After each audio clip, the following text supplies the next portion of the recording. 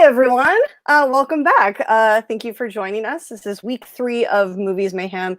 Movies, Music, and Mayhem. This is how the show goes, apparently. My name is Rachel. I am your host. So this week we have a fantastic guest. For anybody who knows what I've been up to the last few years, I've been on a show called the Movie Trivia Schmoedown. And what that is it's basically wrestling meets movie trivia, and it's insane in the best possible way. And one of the things that has been started to happen lately is that we started to get amazing original music. And one of the guys that has been writing like theme songs for both the players and the factions is our guest tonight, and that is the amazing David B. Hey! Hey David, how you doing? I'm good. How are you? Excellent. So as I said, we know each other because of the schmoedown. Mm-hmm. Now, how did you first get involved with the schmoedown? Ooh, so that's a long story that I'll gladly divulge. Go for it. So everything starts off with me being a fan. So I was initially a big fan of like Screen Junkies and movie fights. And of course, everyone knows Christian's infamous. Well, if you don't know, Christian was a competitor on movie fights. And the thing that kind of drew me to him was the fact that he made up a movie called Night Falls. And the fact that he was so close to winning, I was like, I like this guy. This guy's all right. So I followed him to where he had the schmoedown, right? And then initially what got me into that obviously wasn't so much the trivia, but was like eventually I was in that season 3, season 4 range where like John Roca started developing like personality, right? And he was the outlaw John Roca, and he was despicable and everyone hated him. Then you had Jeff Snyder. So now I was like, oh, this is wrestling. I love wrestling. I'm a huge mark. So I got into that, followed them. Then when Christian joined Collider and he had Collider Live and he had that show in the morning, there was this one day where they were ranting about clickbait, how fans complain about how everything's clickbait, right? Oh, it's clickbait. The title's clickbait. And then Christian was like, I dare any fan out there to write a song about clickbait. And I was like, that's right. I'll take it. So challenge accepted, good sir. Yeah. So the whole weekend I wrote like this punk rock riff called Clickbait. And I wrote original lyrics to it, recorded the guitar, mapped out the drums, sang my lyrics over it. And I put like little snippets of like their rant in the song. So like the chanting of clickbait is literally all the clickbaits I could find, compressed it into one file to make it sound like a crowd. And then I ended the song. At first I thought it was Josh McCouga, but now I know it's Christian like yelling. I hope I can curse here, right? Yeah, cool. For sure. All right, cool. Guys, this is child friendly, like 10 and above. Yeah, I guess. I don't know. Yeah. I don't have kids. I can't judge. So it was like, so Christian goes on this rant where he's just like yelling, shut the fuck up, shut the fuck up. And I put that at the end of the song. I was like, this is fucking punk rock, dude. I'll put that there. And then of course a bunch of other fans made a couple of clickbait songs. I know like Thrawn, who I see in the chat, made a pretty heavy metal clickbait song. Some other guys who I don't remember, Alex Marzonia. But surprisingly, what kind of like hyped me up for the longest time was the fact that everyone in that room voted for my clickbait version. And then on the poll, I remember this too because it greatly affected me. It was like the poll was like 62% of fans or something like that voted for my version of clickbait too. And I was like, oh shit, like I just made this for shits and giggles. Like I didn't expect it to go over so well. And then, I just kept writing songs for them, like silly songs. I made a Can I Come song for Roxy. That's right. The whole Chips ordeal. I made a Chips song for Alex. And then eventually they came to Houston. They went to Booker T's arena. And I was like, I got to go to the schmoedown live, right? So I went by myself. I met a couple of people there, had a good time. And then I was literally about to leave. I was in my car. I was legit in my car. And I was like, I turned it on. And I was like, something just told me, like legit, like, you know what, man, wait and talk to Christian about writing music for the schmoedown. Because I remember one day he mentioned, like, one day I want to find our Jim Johnson of the schmoedown. And I was like, I want to be that guy. So I turned off my car. I walked back out and I just waited. And the minute Christian came out, I was like, Christian, can I talk to you real quick? And he was like, yeah, what's up? And I was like, I remember you mentioning on Collider you were looking for a composer for somebody to start writing music. Yeah. And I was like, I want that shot. Give me that shot. He just looked at me and he was like, all right, let's see what you could do. And he gave me his email. So he gave me his email. I was wait. So he didn't know that you'd already actually done songs that he's heard. No, he did. Okay. So like the day of, right? I went all out and I got like the VIP package. So you do the whole meet and greet with the cast and crew and you take a photo shoot. So the first time I met him, it's on my Instagram too. If anybody wants to check it out. The first time I met him, I was like, "Hey man, it's David." He's like, "Oh, okay." And I was like, "David B." And he just, "What?" And you could just see the excitement in his eyes. And you could just see Mark Ellis is right next to him. He has no idea who I am. He's just like, "Is this your college roommate? Like, what the hell? How do you guys know each other?" Why do you know this young man? Yeah. And I just kind of like, whatever, Mark, Christian, hey. So you can wow, I think that's the first time anybody has ever said the words "whatever," Mark. Like, no, in my head, I didn't say it to him. Obviously.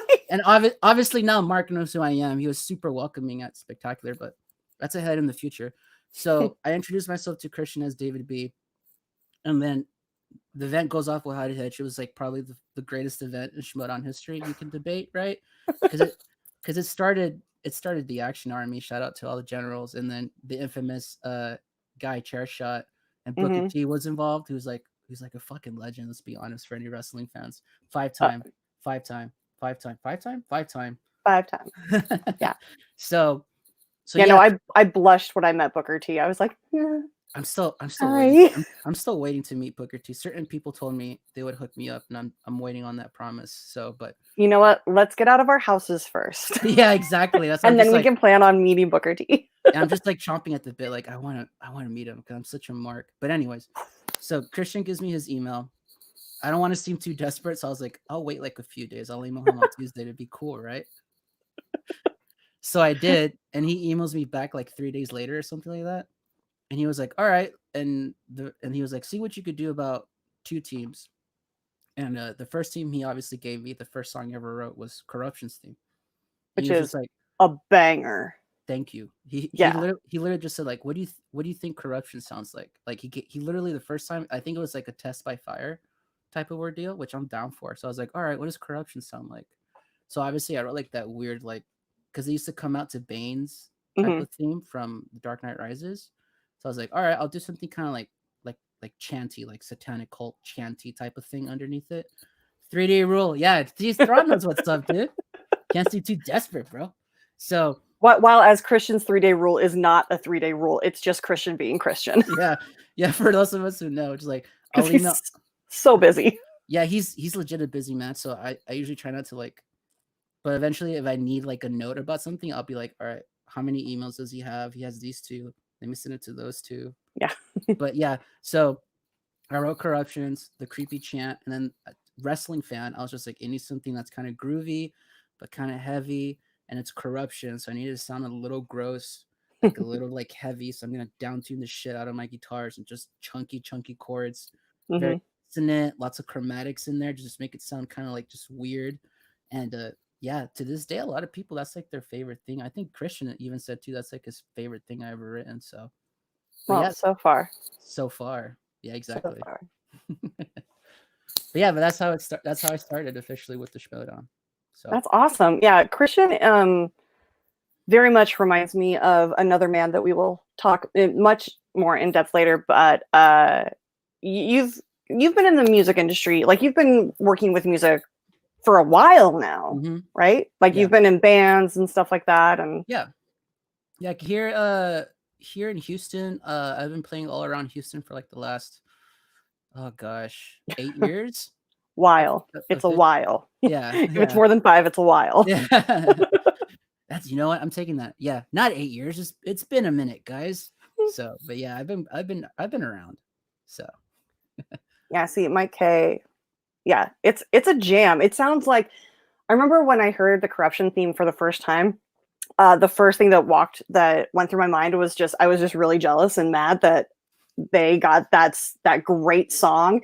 And then I remember it reminded me of like construction workers taking a sledgehammer to like a concrete pillar or something, and it's just got that like rage, that chunky, just hard rock punk feeling to it, and it's really, really good. And I was just like pouting backstage, being like, how come they get a freaking song? But you know, that's just me being an 8-year-old inside. Aren't we all though, technically? Like, you kind of have to be to have this much fun, right? So Yeah, you yeah, kind of do. I mean, yeah, think about what we do. We answer questions about movies and pretend to be like other people. yeah, dude. It's kind of insane Like in the best possible way. I haven't obviously I haven't competed to the level that you guys have, but like me walking out by myself, single guitar, pretending like I'm in a rock band or a rock show, walking out Corruption, like you kind of have to be a little bit goofy inside to be like, I don't give a shit. This is awesome. So Yeah. And the best part is that everyone is on that level of yeah, insanity or exactly. ridiculous. Like we're all there. Like I remember when you showed up and you had your guitar and I was like, "Oh my god, are you playing?" And you're like, "Yeah." And I'm like, "No, this is Yeah. going to be amazing. Like don't doubt yourself for a second." It was so great and so much fun and again, Oh, so okay. If we're so jealous. if we're talking about spectacular, so I wasn't so much like nervous about it as much as I was anxious. Like I was dying to play, but that if well, you know, right? That stage was kind of weird. Yeah. Our guys weren't doing the sound. This theater had their own guys mixing the sound, and they didn't. I guess they're just used to like plays or whatever because they didn't Yeah. really know how to mix my guitar and the backing track.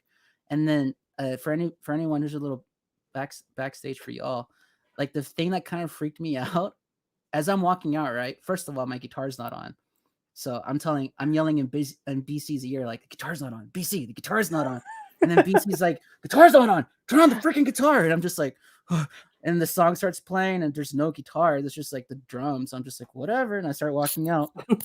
And then I hear my guitar. And then this hindsight being 2020, this is the coolest moment in my life, but it scared the shit out of me. The crowd roars so loud. I legit don't hear anything but the crowd. I don't hear a damn thing. All I hear is just and I'm just like, I hope I'm in time. It was bonkers, but I mean, it was fun, dude. I had such a blast. Dude, that was an insane day. Yeah, it was a long day too. It was a long day, but insane. Just because like it was so split level. Yeah. And like running from upstairs downstairs to the level and then downstairs to the green room and then back up to like go watch. It was nuts. I should not have worn heels that day. It was so fun though, dude, like getting to meet everybody and then like you bringing us adult drinks in the green room. Yeah. And then I always supply. And then the food and then just like that was weird though how the bathrooms were literally all the way downstairs in the basement. Mm-hmm. And then we would have to go all the way upstairs to the balcony because that's where like all the backstage people were to watch the show and stuff. So it's just like, it was a hike every day, but we all burned serious calories that day, so it's fine. Yeah, we all barely ate. Everybody was drinking. Yep. We were climbing stairs and sweating all day, and then we went to the bar afterwards, which let's not really talk about. I want to talk about it. Rachel gave me a quesadilla, and that's when I was like, that's right. I was just that's when I was like, we're friends forever. Me and Rachel are connected. She gave me a quesadilla. We bond over food. Yeah, it's what happens. For a second, I didn't realize what you were going to say was quesadilla, and I thought you said kiss, and I'm like, wait, what happened? No, I wasn't that fortunate, but quesadilla was close enough. We did hug a lot. Yeah. I'm a very touchy-feely person. So dude, when people and everybody that came out to the bars and everything, like we're all such good friends. We all just kind of like snuggle into each other. It's amazing. Oh, it's so cool. At first, everyone's kind of like, and I understand it because you want to some extent, you kind of want to protect your individual person because you don't know who's there really to get to meet you. But once the drinks start flowing, everyone's just like, fuck it. Everyone was so friendly. Everyone's buying each other drinks, and then everyone's giving each other other stuff besides drinks.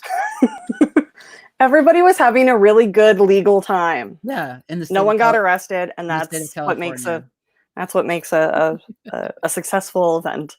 Yeah. So I hear that you have written more songs for competitors and factions. Now, I know that you and I have had a conversation about what music I would love to come out to. And you wrote something that got played this week on SEN Live, right? That was ours? Yeah, that was for the Den. That was for the Den, yeah. I'm so deeply in love with that. Guys, if you haven't heard it, you really need to go hear it. I know I can't play it on here because otherwise my site will get shut down. Go back. I think the time code is like 25 minutes, somewhere around there. I think it's like 30, 32 is when he starts playing the themes. I don't know. I don't know when he drops the exact Den theme, but around 30, 32 is when he starts talking about the themes and stuff.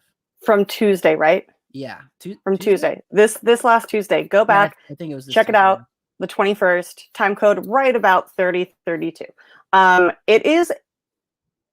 It's so good, and it's everything I asked for. Because I remember we had this talk, and you were like, "Well, what do you want it to sound like?" And I'm like, "Well, I mean, not to, have our catchphrase, but we're heels, so it needs to be a little badass."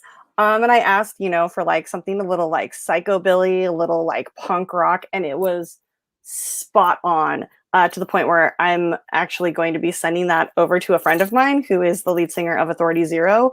If anybody knows who they are, Jason is a very, very, very old friend of mine, and we go back a long time. And he does this speed rap, which is not exactly rap. Just go check them out; they're amazing. So we're gonna see if we can get some like vocals on top of it, and like have David release it as a single and like make a little money off of it. But anyway. That is one of my favorite things. But you have played in bands before and have gone to concerts your whole life. What was your first concert? Oh, it was Playable on Death, POD, at the now closed. So it was called the Spaghetti Factory off of Hollywood. It was like an old, like rundown. Wait, yeah, it's not Hollywood here? Yeah, you mean the Knitting Factory? Oh, is that what is it? Knitting or the Spaghetti Factory is a restaurant. The Knitting Factory, yeah, it was like in that kind of like strip mall. Yes, you got it. Yeah. That's exactly where it was. Yeah. So for everyone who doesn't know, like I am currently in Houston, but I was born and raised in SoCal in West Covina La Puente.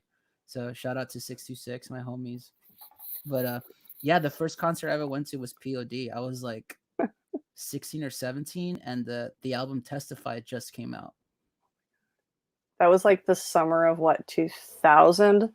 2000? No, it was like 2004, 5, somewhere around there. I want to say. Because I know that their songs were in the movie Grind, and like that's all you heard all that summer. Yeah, I think Youth of a Nation, and that's the album Satellites, which I think Satellites was like 2000, 2001, 2002. Yeah. But so the way the concert was them playing songs off the new album, but it was for record executives and like movie producers. But for some reason they wanted it to be like a live show, I guess, to kind of impress them, which I get it. So it was free, and my friend was one of my good friends back then was like, Testify. Oh, I see Mike says 2003. That might be right. I don't quite remember the year. Maybe it might be it. Yeah. So the concert was free, and it was awesome. I went out. I had a ball. I moshed for the first time in my life, and I was like, "Yep, this is my life. This is who I am." I love that your first concert that you moshed at was POD. Yeah, right. hey, POD still goes hard though. They still for sure. Oh, it looks like 2006. Yeah, that sounds more about right. Like 05, 06. That feels, because it was like junior, senior year when I was in high school, so which is around that time. Yeah, dude, I miss the Knitting Factory. That factory was place was so cool, dude. It was so iconic. Like LA and Hollywood have some of the most amazingly iconic venues that, while some are still here, some have passed. Mainly the Knitting Factory, the Key Club, the House of Blues on Sunset. The House of Blues one hurt because that one, yeah, that really hurt. Yeah. Yeah, I remember going there so many times that I would just legit, like when I moved down here, when I was like 20, God, that was so long ago. I would just like go to so many concerts that the door guys would start recognizing me. And so they would just start letting me in. And I was like, they were like, "You're on somebody's list." Like one night we went to, my girlfriends and I went out. We literally just went down to the Strip for drinks.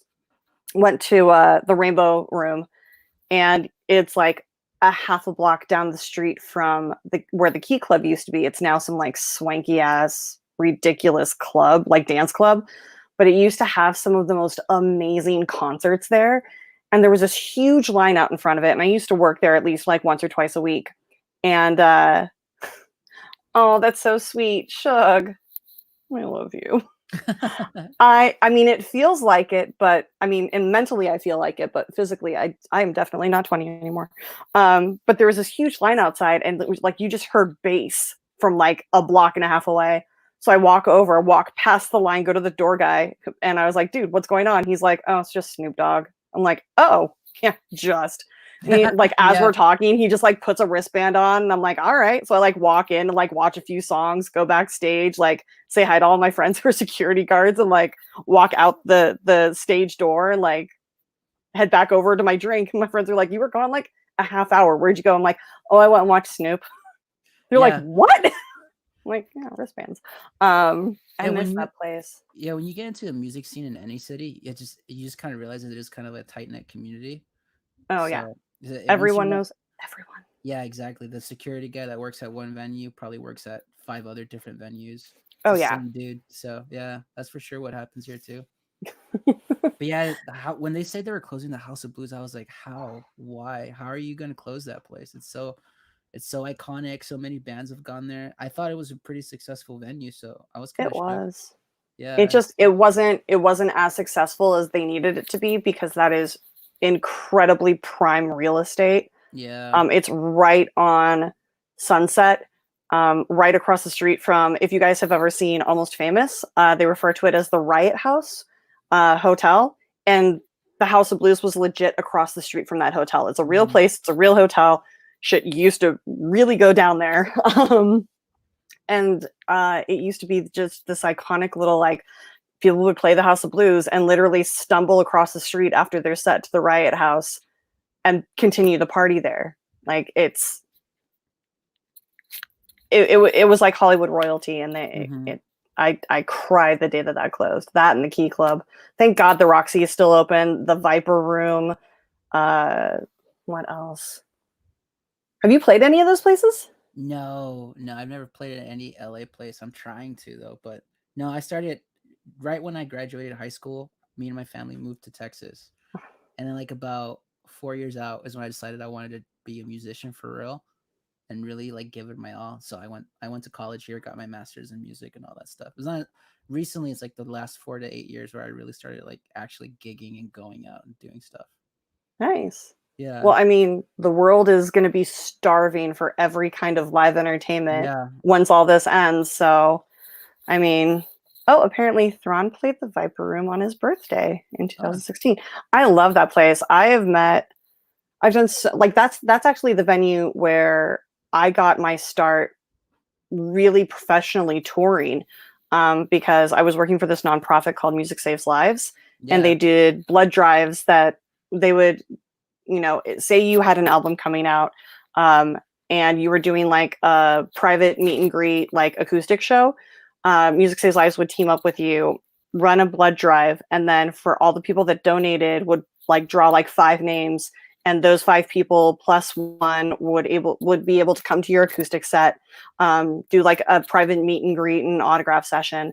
And so Music Saves Lives used to do that on Warp Tour. And in every city that Warp Tour would go, local people would host blood drives like a month or two out.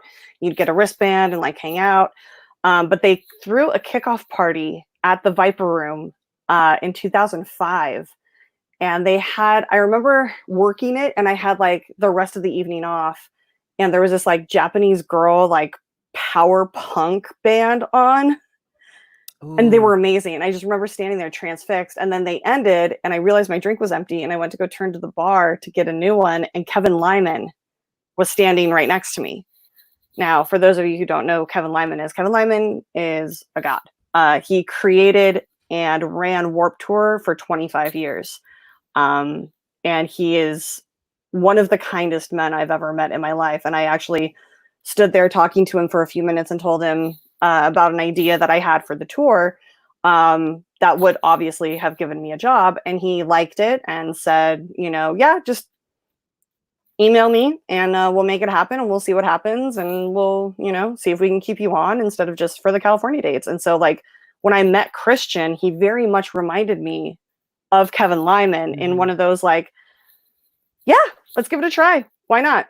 Like, it's just kind of a pirate ship floating around, and they just collect scalawags along the way. And Yeah. and then you have this amazing crew together. So it reminds me of that. Do you ever get to go to Warped Tour? Oh yeah.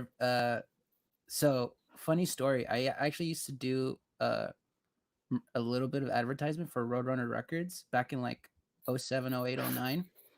So the way that would work, I don't know if you knew about their thing, but it was like they would hire people, and instead of paying them, they'd be like, you can go to any concert for Roadrunner bands for free. We'll give you all the merch, all the stuff. You just got to do what we tell you to do. And some of it was illegal. Like it would make you tag walls and stuff with stencils, which I would do because I was a young kid. I didn't know any better. So on one of the days, they were like, yeah, we need someone to go represent the company. So here's some free tickets to Warped Tour. And it was here in Houston. And I was like, heck yeah, dude, I've never been to Warped Tour. I'm so psyched. And the day we were supposed to go, I took an old friend of mine, and it was just, for some reason, on this particular day in Houston, it was just raining hard, like hardcore. The streets were flooding. It was like a monsoon. Oh my God, I remember this. Yes. And the show got shut down, right? Yes, they had to close down the show. That's right. And then they were like, yeah, we have to postpone the show the next day. And the next day they had it inside. I think, the convention center, which was a miracle because it was like AC. It was so great. Somehow, even though we were inside, none of the stages interfered with the other stages. It was so glorious. It was sick, dude. I got to see Killswitch for the first time on Warped Tour. That was a Warped Tour they were closing. Yellow Card, Paramore was on that tour, I think, as well. Yellow Card. Ever since then, I was like, every year I'm going to Warped Tour. And yeah, I'm so glad that you had a good time because that fucking sucked for us. And here's the best part. So it rained. It was stormy, like to the point where we thought that like so the rule on Warped Tour is if it rains, show goes on. Mm-hmm. If it's lightning, we have to stop. Mm-hmm. Because there's so much electronics and everything. Like it just like attracts like, and you could literally blow up a stage. We didn't want to do that. So everybody's setting up. Like we start load in and set up at like 7 o'clock in the morning every day. So we start load in. It is raining, torrential. We're in a parking lot. There's no cover. You just have to deal with it. And then lightning started to strike like 10 miles away. So everybody's like on their radio. They're like lightning 10, lightning 10, lightning 5, lightning 3. And it finally got to lightning 2. And at that point, Kevin called it off. And no joke, 10 minutes later, the sun was out. Yes, it was I remember that. Beautiful day. And so the tour was supposed to play in Houston that day and then have a day off travel to Florida. And that day off, we were supposed to do we do volunteer work on our days off most times, and we were stopping in New Orleans, and it was like it was like a few years after the big flood. Mm-hmm. So we were going to go help clean up a neighborhood, and then we have the evening off. Well, because we canceled that day and decided to stay for the next day and make up the show, we lost our day off in New Orleans, and people were so pissed. But then we ended up getting to play, and yeah, it was indoors, but like it was so miserable for everybody working it because we were in a concrete facility and the noise was just bouncing everywhere, and like you couldn't get a good setup as a vendor, and like people were running around like crazy. And like I remember as soon as people like we got told like to close down, people were like, thank God, like get me out of here. Like close. I've never seen people close up as fast as that day. But for some reason, like, so I forget the guy's name who I was working with that worked for Roadrunner Records, because the day they closed it off, I was just driving him around running errands. Like he was getting laundry done and stuff like that. I took him to get food. But yeah, I had a blast that day. It was epic, dude. Like the main stage, it was weird. So it's just like this big open arena type of space. Mm-hmm. So there's like those weird like rafter seats, but the actual pit itself is just open space. Mm-hmm. And it got buck wild in there. I don't think I've ever seen, like, Warped Tour tends to go pretty hard, but I don't think I've ever seen it go that hard like it was in there for some reason. It goes harder when there are limitations to the crowd size. Yeah, right? Like, because normally we'll have, like, the two main stages set up side by side with, like, a 40-foot difference between the edges of the stage. And the crowd can, like, spread out, and, like, while one stage is setting up and the other one's performing, the other crowd will, like, kind of turn and watch. But like you get this huge expanse to like just kind of hang out in. But I remember that at that show, it was very like It was like, this is the pit. yeah. This is where you get to rock out, and that's all you get to do. And so like people were going so hard. I think there was like 3 or 4 kids that like came with like black eyes or like missing teeth because they like slipped and fell on the concrete and like cracked their head. Yeah, there was like this railing on the rafters, and legit kids would walk up, look at the crowd, and then just jump from like the railing into the pit. And Mhm. it was like a no joke drop. It was like a good 10-foot drop, like legit. And they would just be like, eh, and then they would just jump in. I was like, this is awesome. Yeah, I saw a couple of like unfortunate people like walking like banged up and stuff, but oh yeah. I mean, if you're not walking out of Warped Tour with like a black eye or like a busted rib, like did you really go to Warped Tour? Exactly. You need some kind of bruises, plural. Not a like, oh, I got a little. No, it's like the whole side of you has to be purple right here. Yeah, you just lift up your shirt and it's just black. Yeah, exactly. You're like, I think I'm bleeding internally, but I'm not quite sure. But did you have a good time? Oh, I had a blast, bro. Oh yeah. I remember I went to a Dropkick Murphys show. It was my first show of theirs, and I ended up against the rail at the very front. And I ended up with 3 cracked ribs, a black eye, a busted lip. And like I came home and my mom's like, "What happened to you?" I'm like, "I went to a concert." She's like, "Oh God." I was like 17 or 18 or something. It was like fantastic. First time I met the guys. They're the nicest. But I just remember when bands from Warped Tour started getting played, like their songs played in movies and trailers, and just like how excited I was. Cause like, I remember growing up, you'd always hear like, you know, like Jimi Hendrix or The Who or like Mamas and the Papas, like in those movies. And then all of a sudden it became like our time. Yeah. And I remember I remember screening a movie, like the movie was forgettable, but I remember screening it for the movie theater that I worked for and hearing Shipping Up to Boston for The Departed. And I like legit jumped out of my seat and was like, those are my friends. And then I was like, oh my God, it's Scorsese? Yeah. Like, the fuck? Like, that's so cool. I like called Ken. I was like, you guys are on a Scorsese soundtrack? He's like, yeah, we weren't allowed to talk about it. I'm like, what? Yeah, dude, it's so cool. It's so weird now too, though, how like, you know how our parents had their music and it was like the golden oldies. Mm-hmm. Now, like our music is slowly becoming that as well. Like eventually, like Green Day and Yellowcard are going to be considered like our golden oldies. Well, to be fair, Green Day came along like 10 years before I really started listening to music anyway. So they were around like in the late 80s, early 90s, like when they first started forming. So like that is understandable.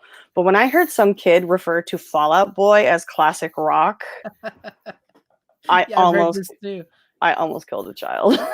Like I have a couple of students in there, and it's like that old joke in that Spider-Man movie where he puts on AC/DC. He's like, I love Led Zeppelin. It's just like I've had a couple of kids do like, what kind of music do you listen to, Mr. David? And I'm like, I don't know, I grew up to like My Chemical Romance. Like, oh, old stuff. And I was just like, you just get that look in your eyes, like I will kill you. I'll murder you. But then I realized, like, that's right. You weren't born when Black Parade came out. Holy crap. My God. That's right. It's so weird knowing that. When they were recording it, my boyfriend at the time was giving I cannot remember his name off the top of my head, but it was Gerard's brother, Mikey Way, their bassist. He was giving him bass lessons while they were like here in LA recording the album. Like I remember that very specifically. Yes, Garth, St. Patrick's Day shows with the Dropkick Murphys are the best.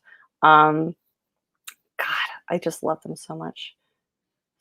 Scott tried to break out a little bit there too. Yeah, I mean, to be fair, it did. It has its moments. Like it's funny. You play a little bit of ska for people who claim to hate ska, and you'll see them like skank a little in their seats. Yeah. It's catchy. It's like that combination of like it's punk rock with like a little bit of reggae and swing. Yeah, and jazz. Yeah.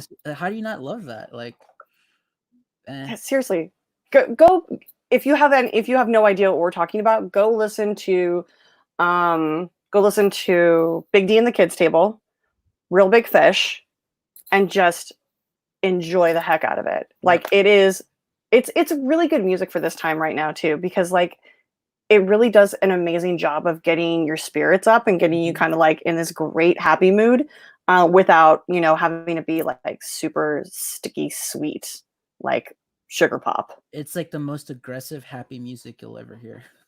Absolutely, and super political. Yeah, yeah. It's like so aggressive and like sometimes the lyrical content, but then the music's like so happy with like the horn sections like do do do do do do do do. I'm just like, ah, Oh yeah. Oh, dude, we could just sit here and listen to ska like all evening, and I would just be the happiest kitten. It really is some of the best. A friend of mine used to tour with the Maxines, I think. mhm. And they're like this great ska punk rock. And yes, Danielle, ska music is Yeah, so much fun. It's like a happy party without it being a reason to party. Like you don't need a reason to party when you have ska on. Like you just skank it out. And I remember we were in I want to say South Carolina, on Warped Tour. And I remember watching Real Big Fish and just kind of standing off to the side of the stage, and all of a sudden in the pit skanking was Kevin Lyman. Like I've there you never go. seen a grown man skank as hard as he did. Um, but it was so great to get to witness that and just be like, it doesn't matter how old you are. Like good music Yeah, is good dude. music. Exactly. Yeah, I still have my moments too. Like I've always been more of like a metal kid growing up, and I still am. And like last summer, I went to the So What Fest here in Houston. For if anybody doesn't know, it was like this just massive metal 2 day festival.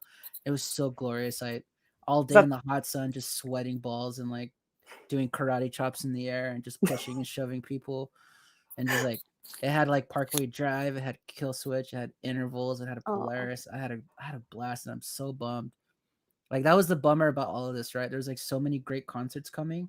yeah. Like Kill Switch was on tour, August Burner was on tour, and it was like Periphery was on tour, and then Weezer and Green Day and Fall Out Boy were gonna go on tour, and then it's just like it is what it is, right? We're all sacrificing and stuff. But I Yeah. was I was so looking forward to like having a summer of music. But Yeah, I did see somebody post something about like, wouldn't it be great after all this is done if we could get all of our favorite bands together and tour across the country? What would we call that?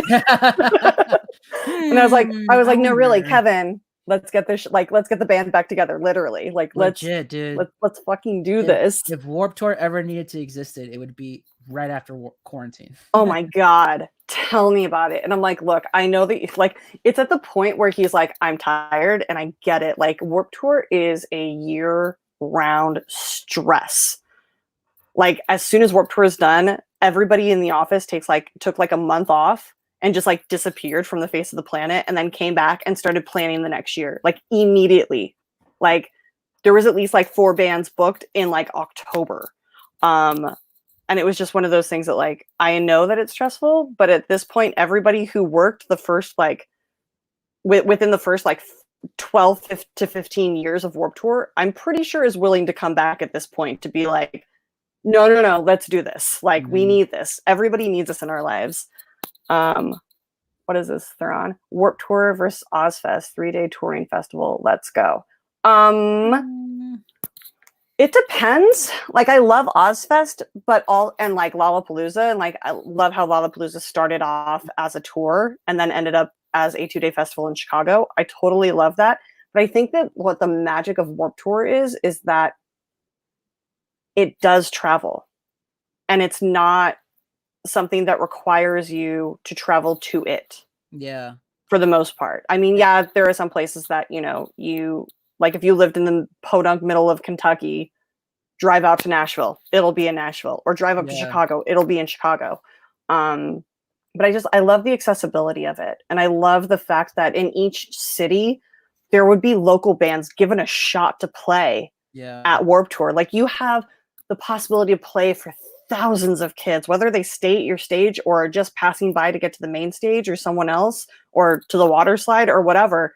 People are going to hear your songs, and you have the opportunity to sell your albums. Like it was such an important stage of punk music, I think. What I also loved about Warped Tour too, like it's known for like alternative and punk, but it wasn't just that. Like you had some serious like variety sometimes there too. it was such a great opportunity to just kind of like listen to new stuff, listen to new artists, maybe even chill out, go check out an acoustic set, like a solo artist or a songwriter. Like, yeah, like what drew me obviously to it was like the hardcore alternative scene and all that stuff. But then like what kept me going every year was like, what new bands are going to be on stages today? Like, what am I going to discover this day? And I kind of miss that because there's nothing really that accessible, because it's one thing to kind of discover music, I feel like, on Spotify or Apple, but to catch it live and get the intent and the emotion behind it from the performer, that to me is what really sells me on music sometimes, where it's like, oh, I get it. I get what you're trying to say with your lyrics or with the guitars or synths, whatever you're playing, you know? Yeah, I miss Warped Tour so much, dude. Man, I miss and that. I would argue with Thrawn because I never got to Ozfest, but Mayhem in its day was really good. Up until the last couple of years was just like, yeah, it needs to go away. Yeah. But, well, one of the things that I love about Warped Tour that a lot of people like just focus on like the last like 10 years that it was out, is the fact that it started so many iconic bands. Like Sublime was on it, 311, No Doubt was on it, Eminem was on it, Ice Cube toured with it. Ice Cube stayed on Kevin Lyman's personal bus like for the entire tour. Who else? Like Fall Out Boy was on it on a side stage. If anybody knows who 303 was on a side stage, and by the end of the tour, they were headlining, not just on the main stage, headlining on the main stage. Who else played? Oh, Katy Perry was on there. Paramore, a big Paramore, yeah. So many great bands have like have started there or like gotten another, breath of life. Warped Tour was the last time that Yellowcard toured together. And I happened to get to be on stage for their last set in California. And it was just one of the most amazing things. Like, I remember meeting them years beforehand.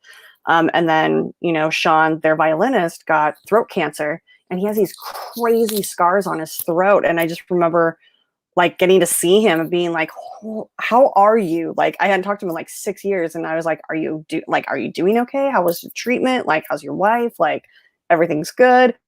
And then he's on stage and like doing backflips off of the speakers. And I'm like, you're not 20 anymore. Knock that shit off.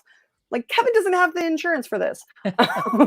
But that music keeps us 20, Rachel, forever. Oh, God, it makes us think we're 20. Don't get me wrong. If I hear Ocean Avenue play, I will punch a 20-year-old out of the pit because they do not deserve to be there for it. That is our music.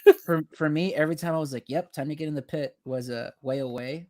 Every time I hear that music, I'm like, it's time to go. And then Lights and Sounds, because that riff is so good. It's so heavy. Their music was just so good. Yeah. Like, it really was. They went on a co-headlining tour with Something Corporate. I want to say back in like 2010 or 11. And I remember I got to go, I like won tickets or something. And I got to go see them in San Francisco. And I had met Something Corporate so many times because I used to follow their career. And like, I would, I was living in Northern California and like driving down to LA to go see them. So like, they knew who I was. So I like won these backstage like meet and greet passes, and I went to go meet them, or we went to go down to the meet and greet, and they came out first, and I'm like, oh.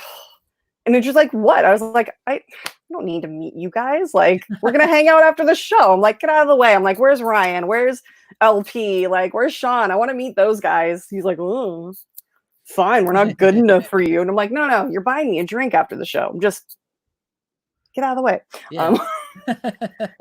I know you already. It's fine. I've met your mom. Like, come on, exactly. Get out of the way. No, I love those guys. And Warped Tour was so amazing. It just makes me wonder, like, was that our generation's Woodstock? Yeah, definitely. Oh, and if Woodstock happened for our parents and Warped Tour happened for us, what's going to come next? Like, how do you improve upon that? Like, it's so weird, right? Because my mind wants to go naturally saying it's Coachella for this generation, but yeah, I know, but no. Occasionally Coachella has some good things about it. It had Hans Zimmer on it once. Yeah, but it's still it's still in the desert. Like, I don't, for anybody who hasn't gone to Coachella, which I actually haven't attended Coachella, but I've attended Stagecoach, which is like Coachella for country kids. It's in the same exact place. Literally, it's the same stages. They just leave them there for the next weekend. But it is the most disgusting place. It's dirty and dusty, and there's no way to stay clean, and people are awful. It's just desert. It's just desert and It is. surrounded by mountains that are also somehow desert. It doesn't make sense, but it's all just desert. And horses are nearby, which makes it great when it's hot outside and the wind kicks up and blows that smell towards you. That nice waft of just, yeah. Like, oh, that's literal horse shit. Yeah. That's awesome. Yeah, but yeah. I mean, what else can compete with that though? Honestly, like, what else is there really? Here in the States, like, you can make an argument. Maybe South by Southwest, maybe here in Austin. Yeah, I mean, it could come. Like, it'll be interesting to see how South by Southwest comes back after this, because they did have to cancel this year, which is the first time in history. And I have a ton of friends who live in Austin and also who travel to Austin for this, and that's like a huge chunk of money for the year. Like, I don't think people understand that, like, working South by Southwest for those 2 weeks can literally bring in like half of somebody's pay for the entire year. For those 2 weeks. And it's a huge deal. And so it's one of those issues where, you know, the company had to lay off a whole bunch of people that, funny enough, or sadly enough, were my friends. And we'll see what happens. And people are starting to get a little weary about it, because it wasn't just the music that got shut down. It was the whole event. And it's, you know, it's the music, the movies, and media. And so it's, I mean, Mark Ellis was supposed to go out there, and he had like shows lined up and everything. And like, then that got cut off, and everyone's hurting right now. But you know what the silver lining at the end of all of this is that we are all eventually going to get to come out of our houses without the masks. We're going to get to hug each other. We're going to get to go to see like live events. Yes. We're going to get to like hear live music again, and not from a computer screen in our bedroom. I mean, if you want to, sure. But it's going to be so great. I cannot wait. Yeah. I get to play again. That's the one thing I miss. I lucked out that the big event here in Houston is the Houston Rodeo, and that brings in a lot of money for a lot of businesses. And I lucked out that like there's like a cook-off for like a couple of days before the main show opens, and I lucked out that I got to perform at the cook-off for a couple of days before the rodeo. Nice. So I mean, like, I got my buck and my exposure, but like a lot of my friends were looking forward to those next 2 months. A lot of businesses are going out of business because the rodeo spot for a lot of them like really does help them for the rest of the year. So yeah, it's a bummer, man. And also too, what kind of freaked me out, I don't know if anybody knows about Houston, but like apparently Patient Zero was literally at the rodeo the day I was gigging there for Houston. They were like, yeah, he was at the cook-off, and I was like, oh god. But then like 3 weeks went by, and I was like, I guess I'm fine. But yeah, see, Thrawn, yeah, Houston Rodeo was ground zero for the coronavirus here in Houston. So that was a little scary, but I still know. Right. Oh, which this one wasn't that rodeo like ground zero? Yeah. For Houston, it was. Yeah, and that's probably the main reason they closed it down after a couple of weeks, because that they eventually found out. They were like, yeah, we gotta shut this down.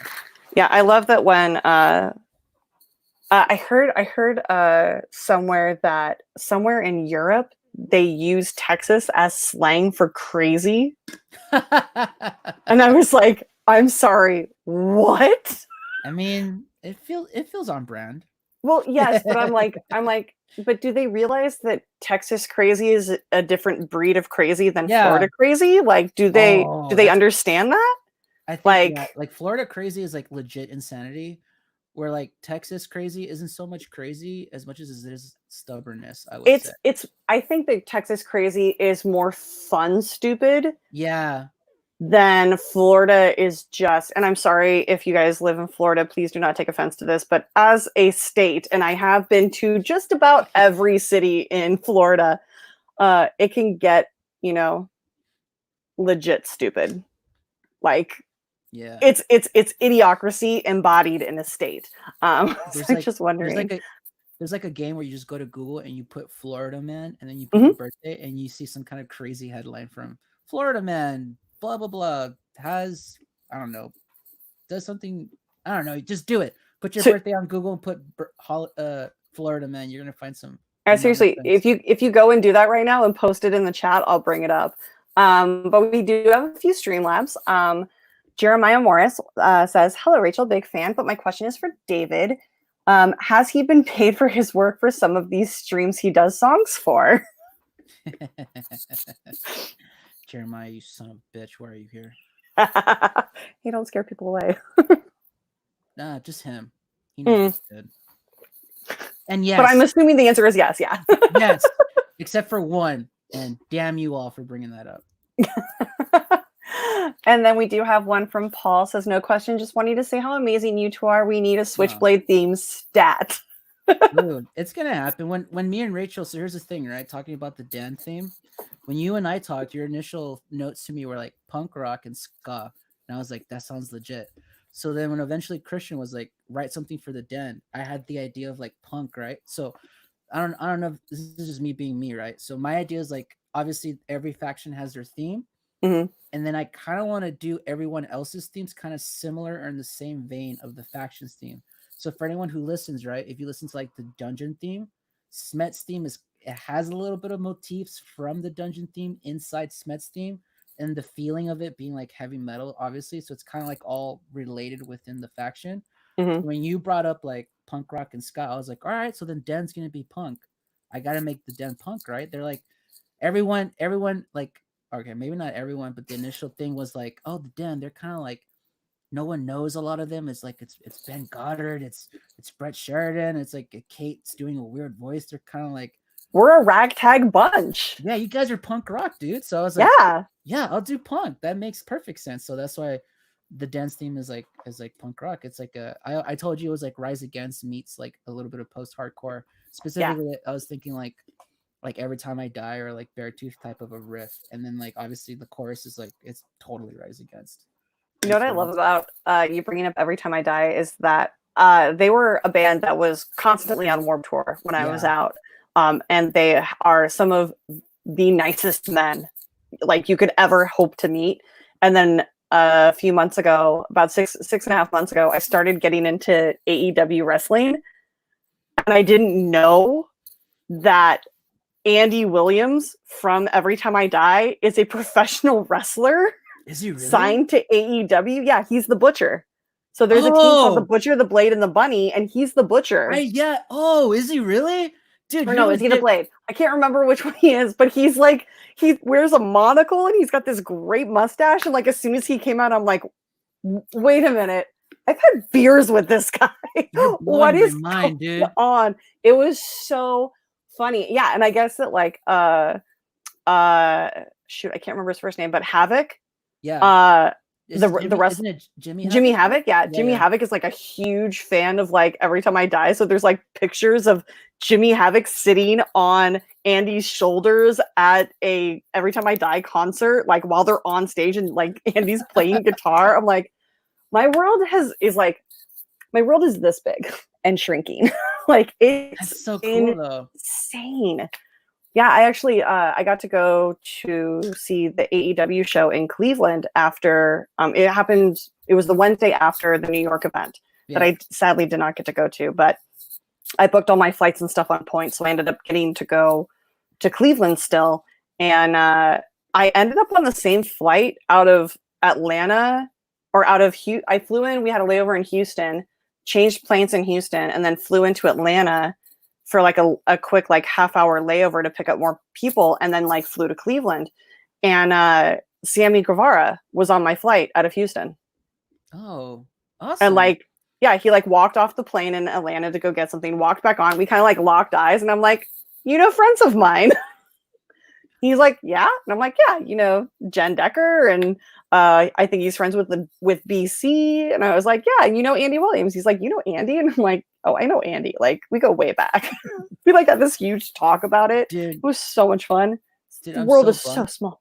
AEW was supposed to come specifically to my my university, my alma mater. They were going to go to U of H for an AEW show. Oh yeah, and it was supposed to be like the week after the Houston show.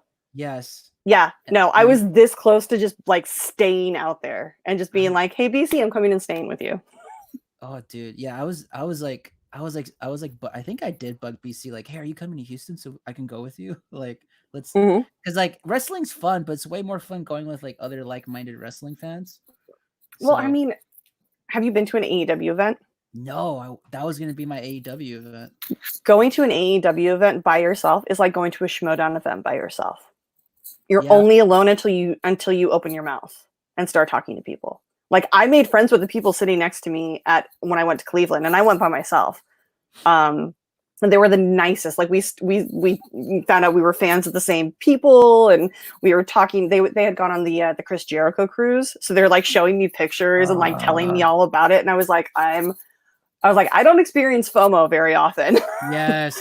But when that cruise was going on, like I have old Warped Tour crew people that work for Sixth Man Cruises. And I was like texting them like a week or two before. And I'm like, if anyone backs out, I can be on a plane out of Burbank in like less than an hour. Like, just let me know. And they're like, we've got it covered. It's fine. And I'm like, no, but I want to come. Yeah, that was one too where I was like, I was so close to going, Mm-hmm. just working everything. I was like, I can't. And then you see the photos and everything. I'm just like, I'm so jelly of everyone who got to go because it looked like a hell of a time. That was the one where they threw MJF into the pool, right? Yeah. Yeah, because that was when it was the Young Bucks, and he was still... it was that agreement that he had with Cody, with Rhodes, with Cody, that Cody couldn't touch him, and so the Young Bucks came out and super kicked him and then threw him in the pool.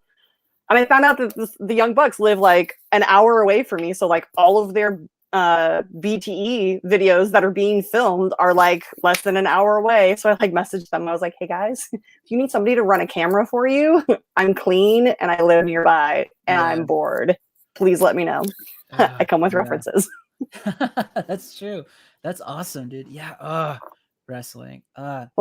Well, you did hear about the whole Jericho might be coming on to yes, I heard about schmoedown. That. I heard about that. And he challenged Kevin Smith.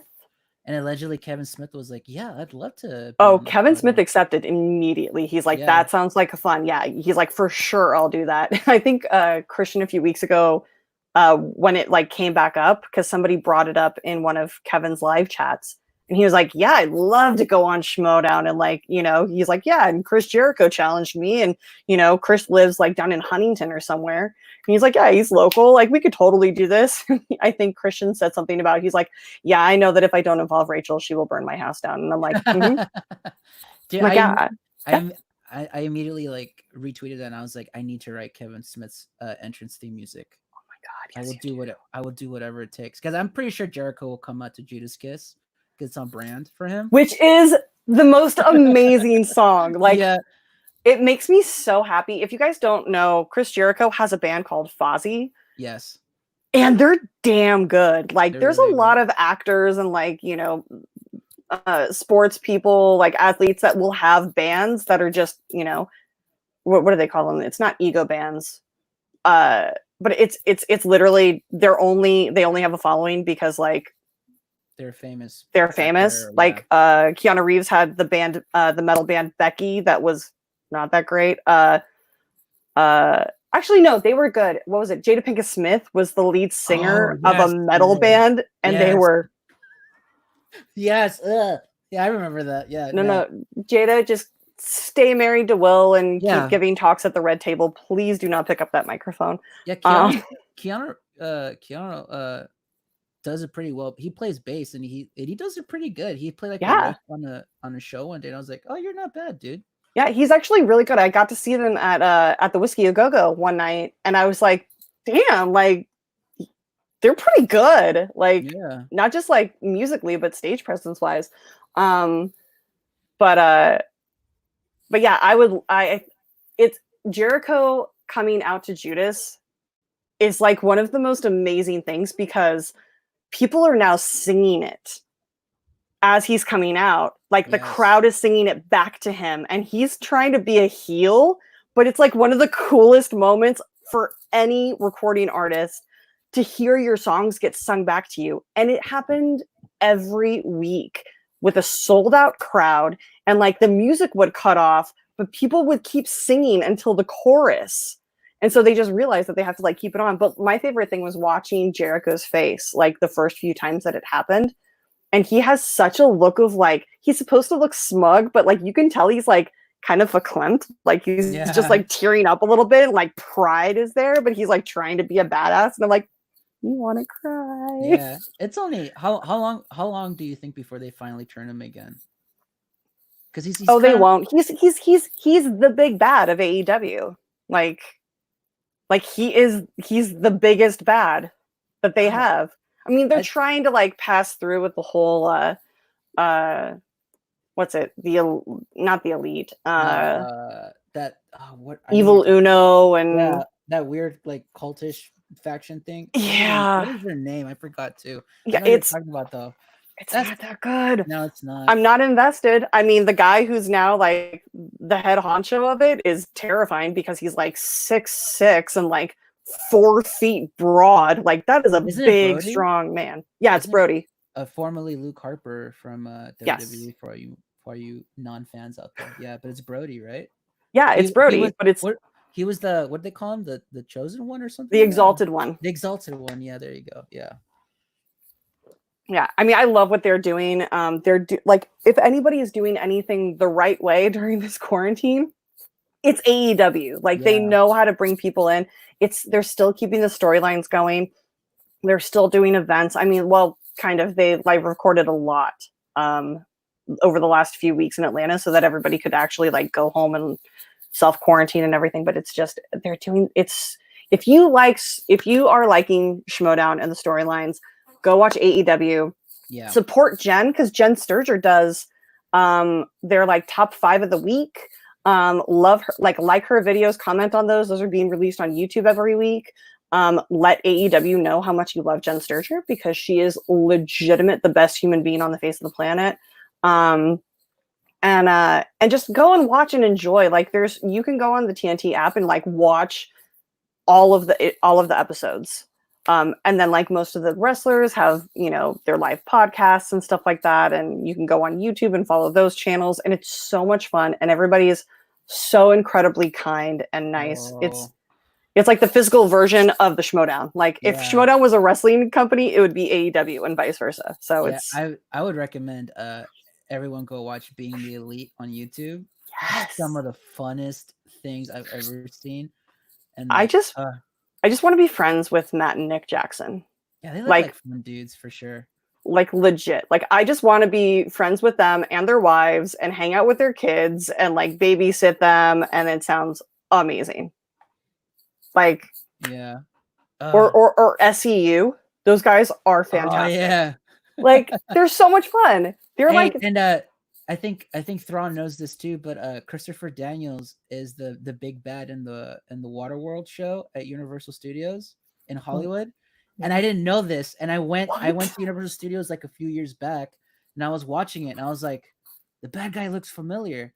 And then when he announces at the end of the show, right, he announces all the actors like, and I'm Christopher Daniels, and I was like, Fallen Angel, what the heck? And immediately, suplex me! Immediately, like they all get to meet the fans at the end, and I went up to him. I was like, dude, I didn't know you acted too, and you did the show. He's like, yeah. At the time, he was still at TNA. I was like, what are you doing? Like, you were in New Japan. He was like, I'm in TNA right now, but I do this as a side gig. And I was like, obviously, I think I was the only one for that show, at least, that I was like, it's fucking Christopher Daniels. Like, I saw you wrestle at PWG here in California. Like, oh my God, is sick. But, sorry, we gotta pause real quick. We have to send a massive shout out. Happy birthday to Brandy. You are the sweetest. We love you so dearly. You sweet girl. Mwah, happy birthday. Happy birthday, BFF, the only decent human being in that general's chat. See? Oh, not the only one. Those are my babies. Her and all the other ladies are all great, but like people like, especially like Jeremiah, terrible people. Well, speaking of Jeremiah, I just saw that we have a few more Streamlabs. Jake threw some cash. Thank you very much. I love you. Jeremiah Morris threw in $5. Says, Rachel, I'm scared I will only stay if David shows his Action Army coin.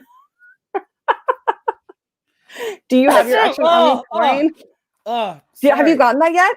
No, that's the whole Because I joke. was watching that episode where they're like, "We'll send it out to you," and like you did the was Cabana it the theme. Captain's Cabana, which Yeah, is yeah, yeah. another pop. Like, dude, you every song you release is amazing. Oh, thank Oh you. my god, Boo Boo Kitty Fuck. I don't know who you are, Points. but amazing That's a name. great name. Thank you so much for the donation. That is incredibly generous.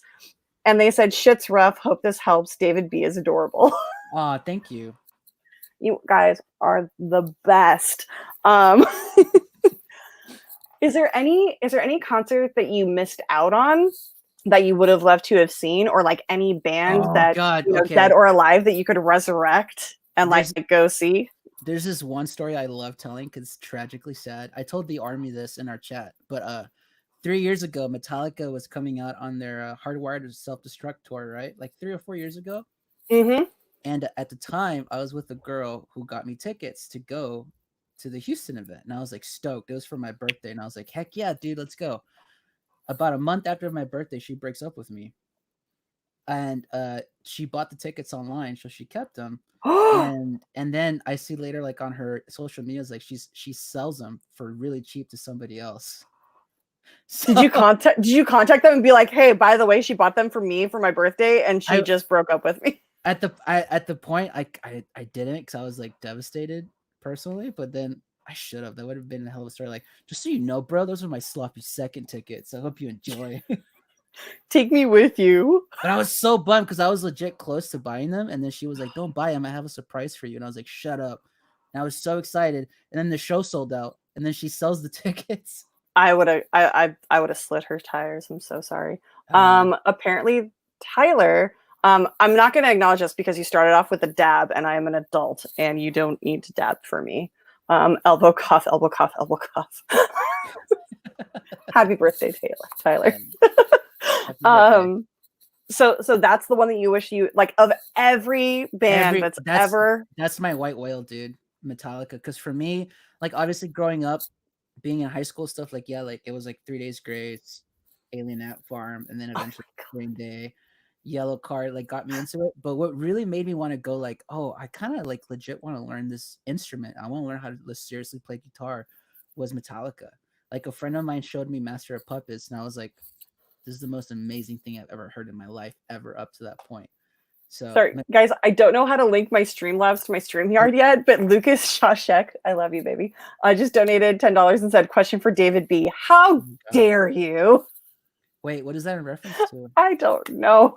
Is it in reference to everyone in that general's chat minus Brandy and Danny and Sari and Kelsey being terrible, terrible people? Probably, but they're not terrible people. No, Action Army, I love you guys. And the generals, you're the best. The generals are my favorite type of asshole. Yeah, they're so great because they're not like they're assholes like I'm an asshole. Yeah, and that makes me love them so dearly. All right, guys, to break kayfabe for a second. Ugh. I love the generals. I love all of them. Jake, Lucas, even Jeremiah. It's all in good fun. I love you all. But back into kayfabe. Fuck all of you. So. Oh, Tyler says that was to Brandy. Gotcha. Yeah. Happy birthday.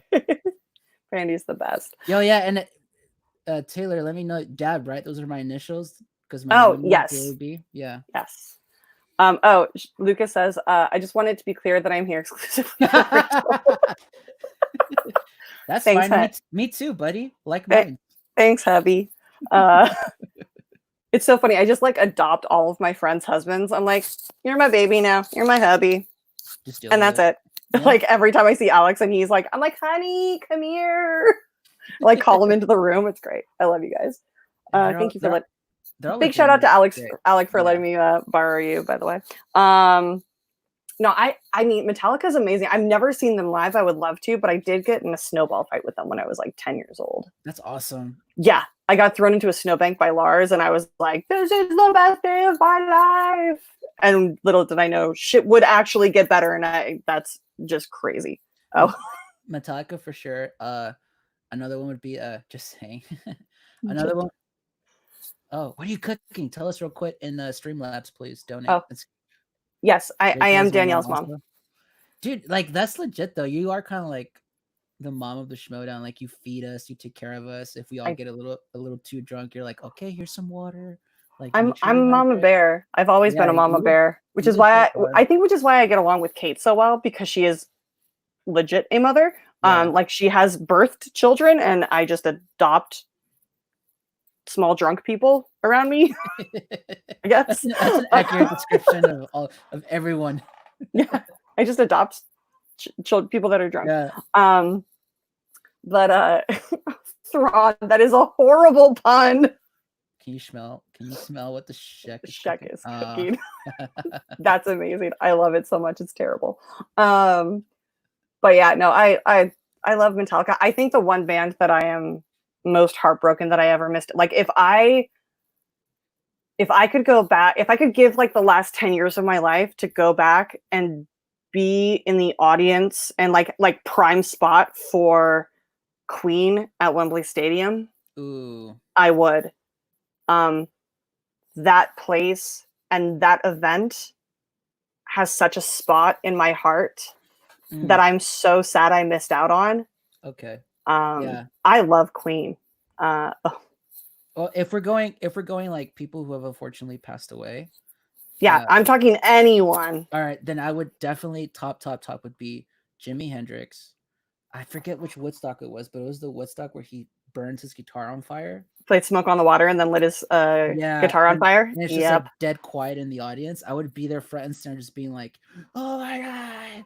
Just to be in that moment would be amazing. Either that moment or when he plays the national anthem.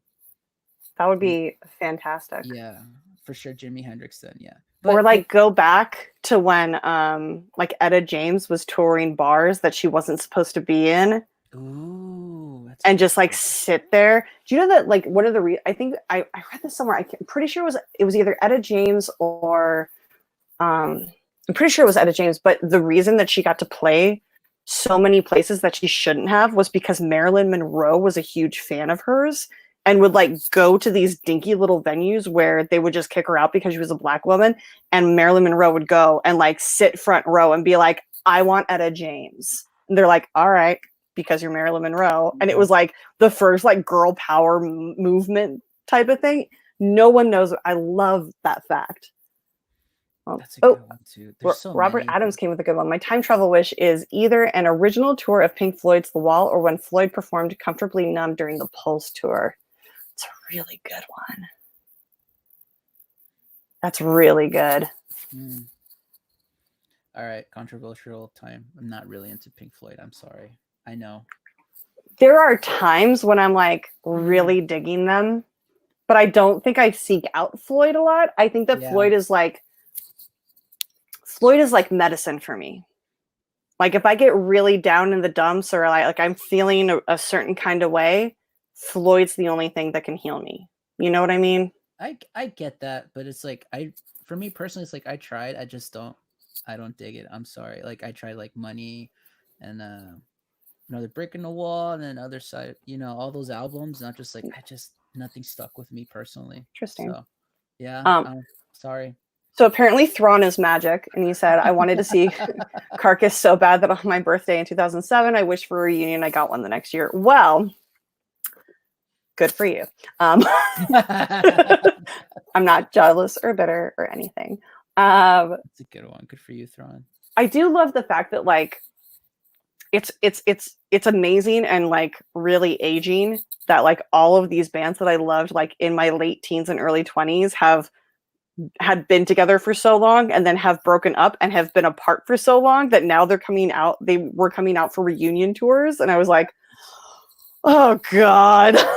Obviously, like the big one for me is just like My Chemical Romance coming back, and it's just like just the fact that it's like, oh, it's My Chem, like they're coming back finally. But it's like again that notion of like there's literal children I'm teaching who don't understand like the impact they had because they literally were not born when they were like around doing their thing. It's crazy to me that these kids don't know who they are. But play them I'm Not Okay and watch their face. I have done that with so many kids that are like my friends' kids that are like, obviously older.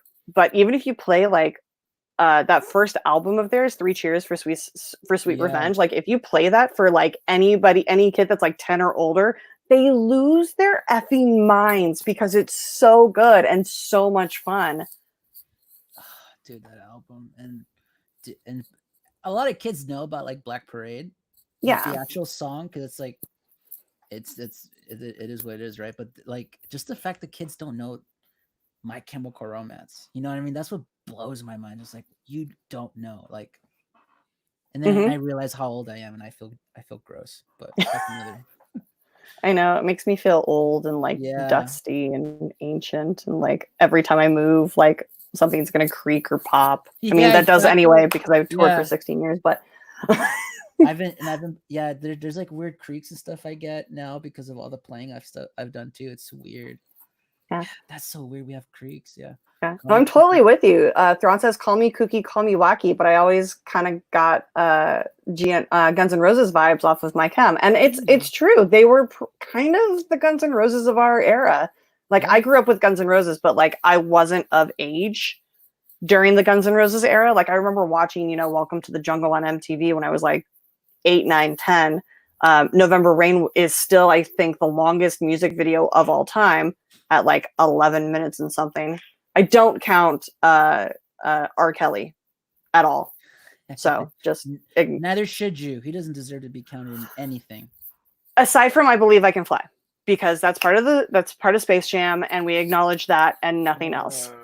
I have thoughts about Space Jam too, but let's move on. It's so much fun. It is my And childhood.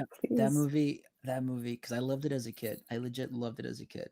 I saw it a couple of years back, and I went, "Wow, I had shitty taste as a kid." This movie, aside from You're Bill Murray, you're aside supposed to have shitty taste as a kid. besides Bill Murray, who's actually trying in that film, everything Is else about it's just like, is he really trying, or is is he just he naturally just being gifted? Bill? That's true too. I mean, either way, like it comes off more naturally than like Michael Jordan. I love him. I legit do, but But he's not an actor that movie's so bad for at him. It's all. just like he's talking to a literal brick wall, which he probably was because there was no actual actors, I Yeah. guess, or whatever. But anyways, yeah. Alex, I promised to get my autobiography. She has apparently titled my autobiography. She said, "I'm still waiting for Rachel's autobiography, titled Diary of a Mad Awesome Music Tour Babe." I like it. um, Flying off the that shelves with that title. that will have to be released posthumously, because I want to name names and tell like legit stories, and you can't really do that while people are still alive and have access to lawyers. So, Just write it now, give it to Alex, and then oh no, yeah, it's I constantly am working, like it is a work in progress, and it's like one of those things that like as memories come back, like you have to write them down because you'll forget about them for another 15, 20 years. But yeah.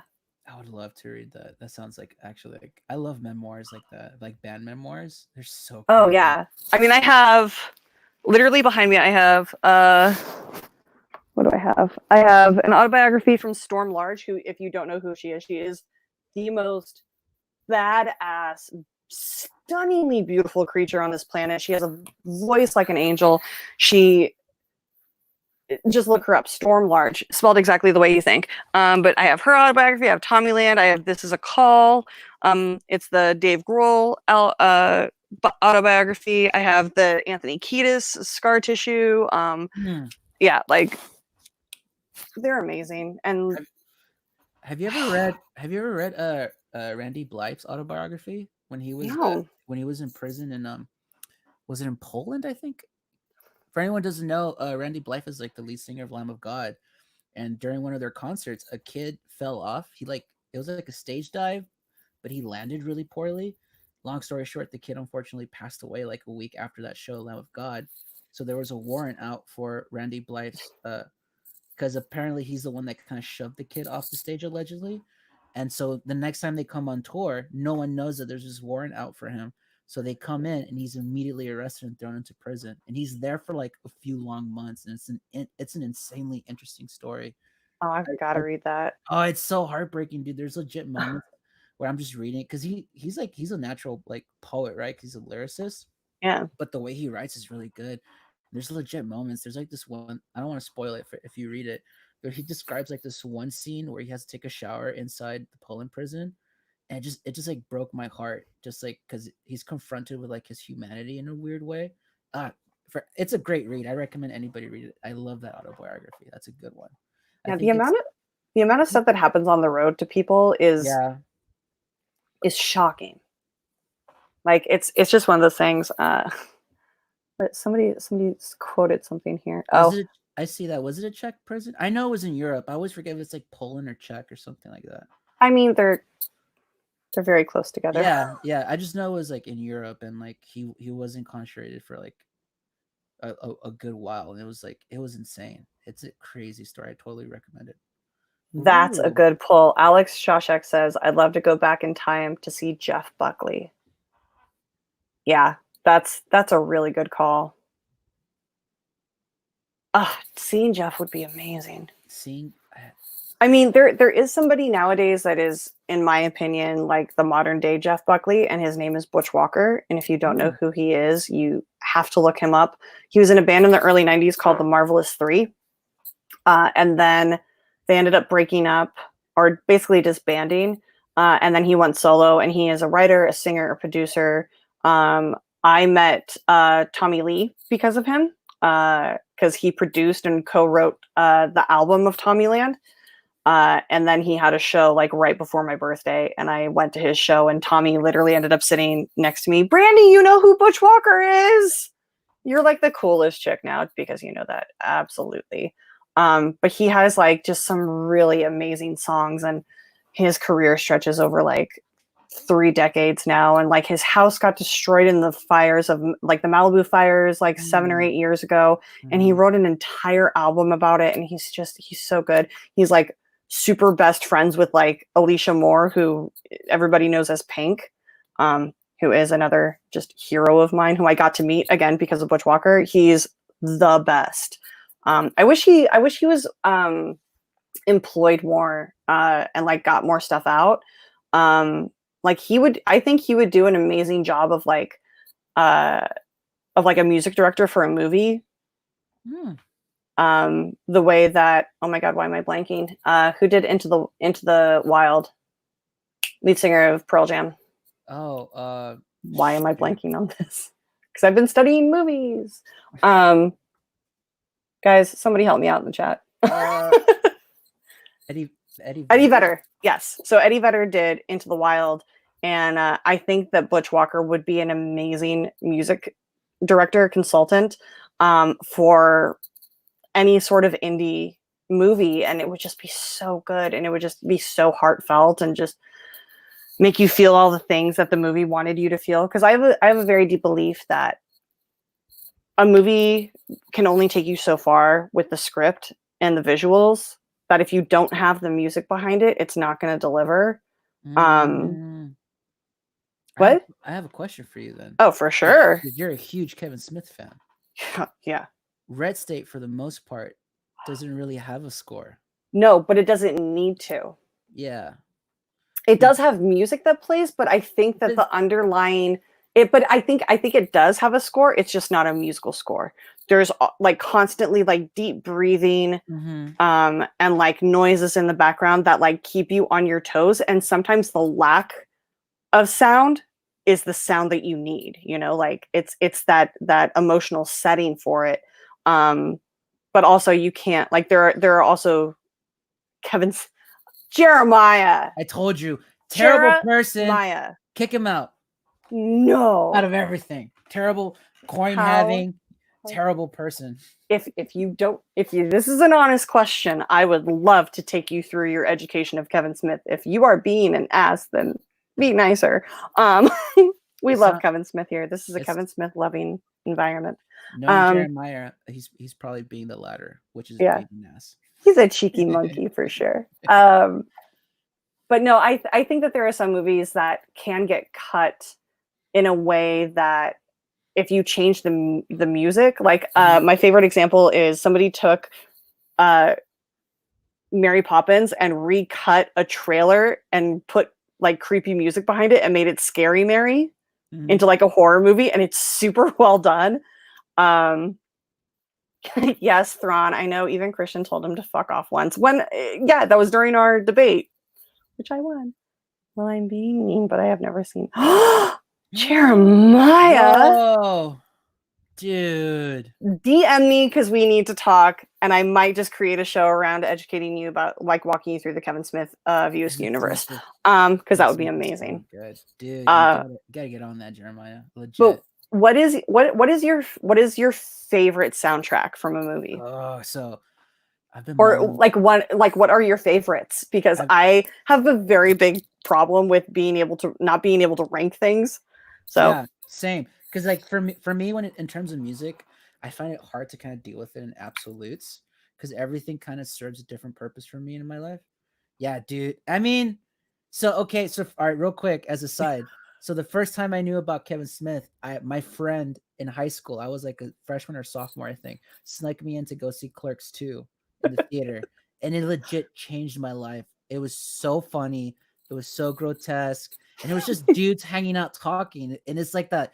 That's what me and my friends do, but it was like so perfectly done on screen, and then just the ending too with the donkey show, and them in prison, and then like that really heartfelt moment from Rando where he's like telling him like you're don't make me ask, dude. Don't make me say it. Yeah, he's like, can you guys cover your ears for a second? And I'm just like, it's so real because like as dudes during that time too, and we're all like emotional, like at that time for us, and then having like Hispanic culture and stuff. It's like so hard to admit to people that you genuinely love them. But that movie for me legit kind of taught me like, yeah, I love my friends.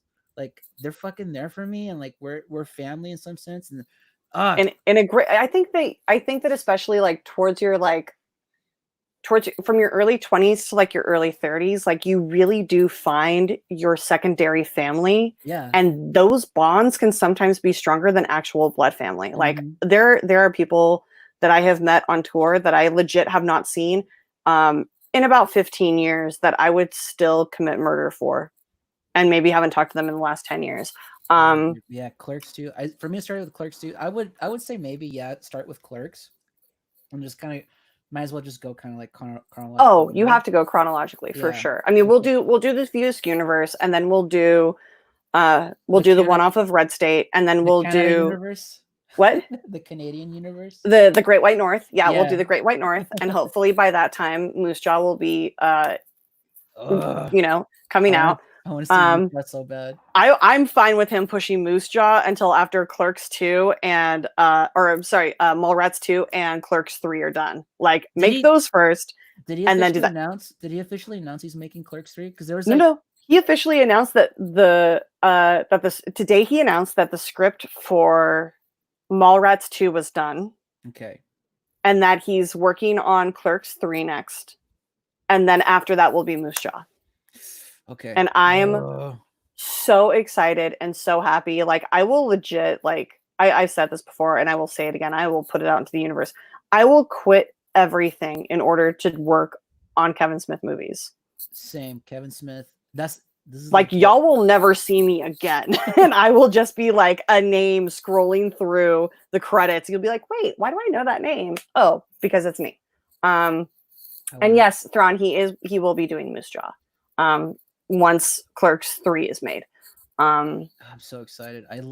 People shit on Tusk so hard, but I love Tusk so much. You don't shit on Tusk. Tusk is an amazingly made movie. So it is an incredibly hard watch. It is nightmare fuel. It's so good though. It's so good, but it's brilliant. It's a very hard watch for me personally to get through. Like I have to legit like sit down, be in a very special mindset in order to get through it, because it is like I legit will have nightmares after watching that movie. So it's so weird how people don't like it. I think it's because like it's hard to sell, right? Like what's Tusk about? It's about a guy turning another guy. Yeah. Into a walrus. Exactly. Not just a clever name. Yeah, so Thrawn asked, so I had originally asked you what your favorite soundtrack was, and he said score versus soundtrack. Yes, scores and soundtracks are very different. Very different. Like, in my opinion, Braveheart has the best soundtrack, or I'm sorry, has the best score, whereas other movies like That Thing You Do or Empire Records have the best soundtracks. Yeah. So what are some of yours? All right, I'm just gonna list off some of the ones that came immediately to mind. The first one that comes to mind for me is Scott Pilgrim versus the World, because it's just it's fun. It's just fun indie rock music, and it introduced me to Metric, who I absolutely love as well. So the first one's that one. I've always used to say this kind of as a joke, but I also kind of mean it. Is from the movie Hesher, which if you guys don't know is like Joseph Gordon-Levitt, and he's like this metal kid. He doesn't say much, but the whole soundtrack for that album is just Metallica's greatest hits, essentially, with like Motorhead sprinkled in here and there and stuff. So, but that soundtrack's really good too. If you're like a metal fan, definitely go watch it. Yeah, Metric's so good, dude. So it's an underrated band. I love Metric so much. Gosh, what are some other soundtracks? Those are the two that immediately pop into my head in terms of soundtracks for me personally. If you like pop punk, like the early 2000s, like just legit, you can't describe it any other way as pop punk. Grind has the best soundtrack.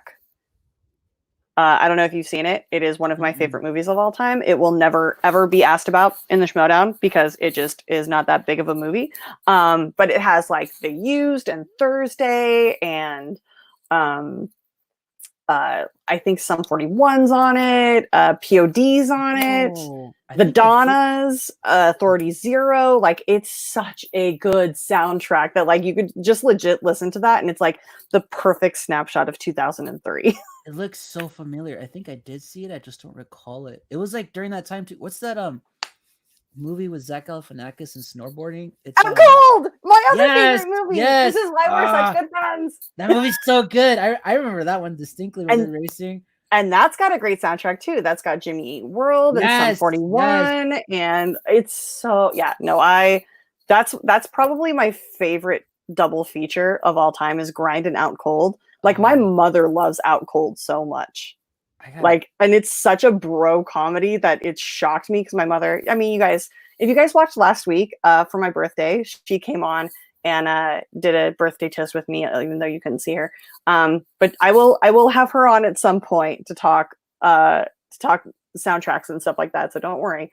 But she loves the scene with the car when Zach Galifianakis passes out. Like it's an ongoing gag throughout the movie that Zach Galifianakis drinks until he passes out, and then his friends like pull pranks on him. And one of the pranks that they do is they put him behind the wheel of a car and like push it out into the middle of the street.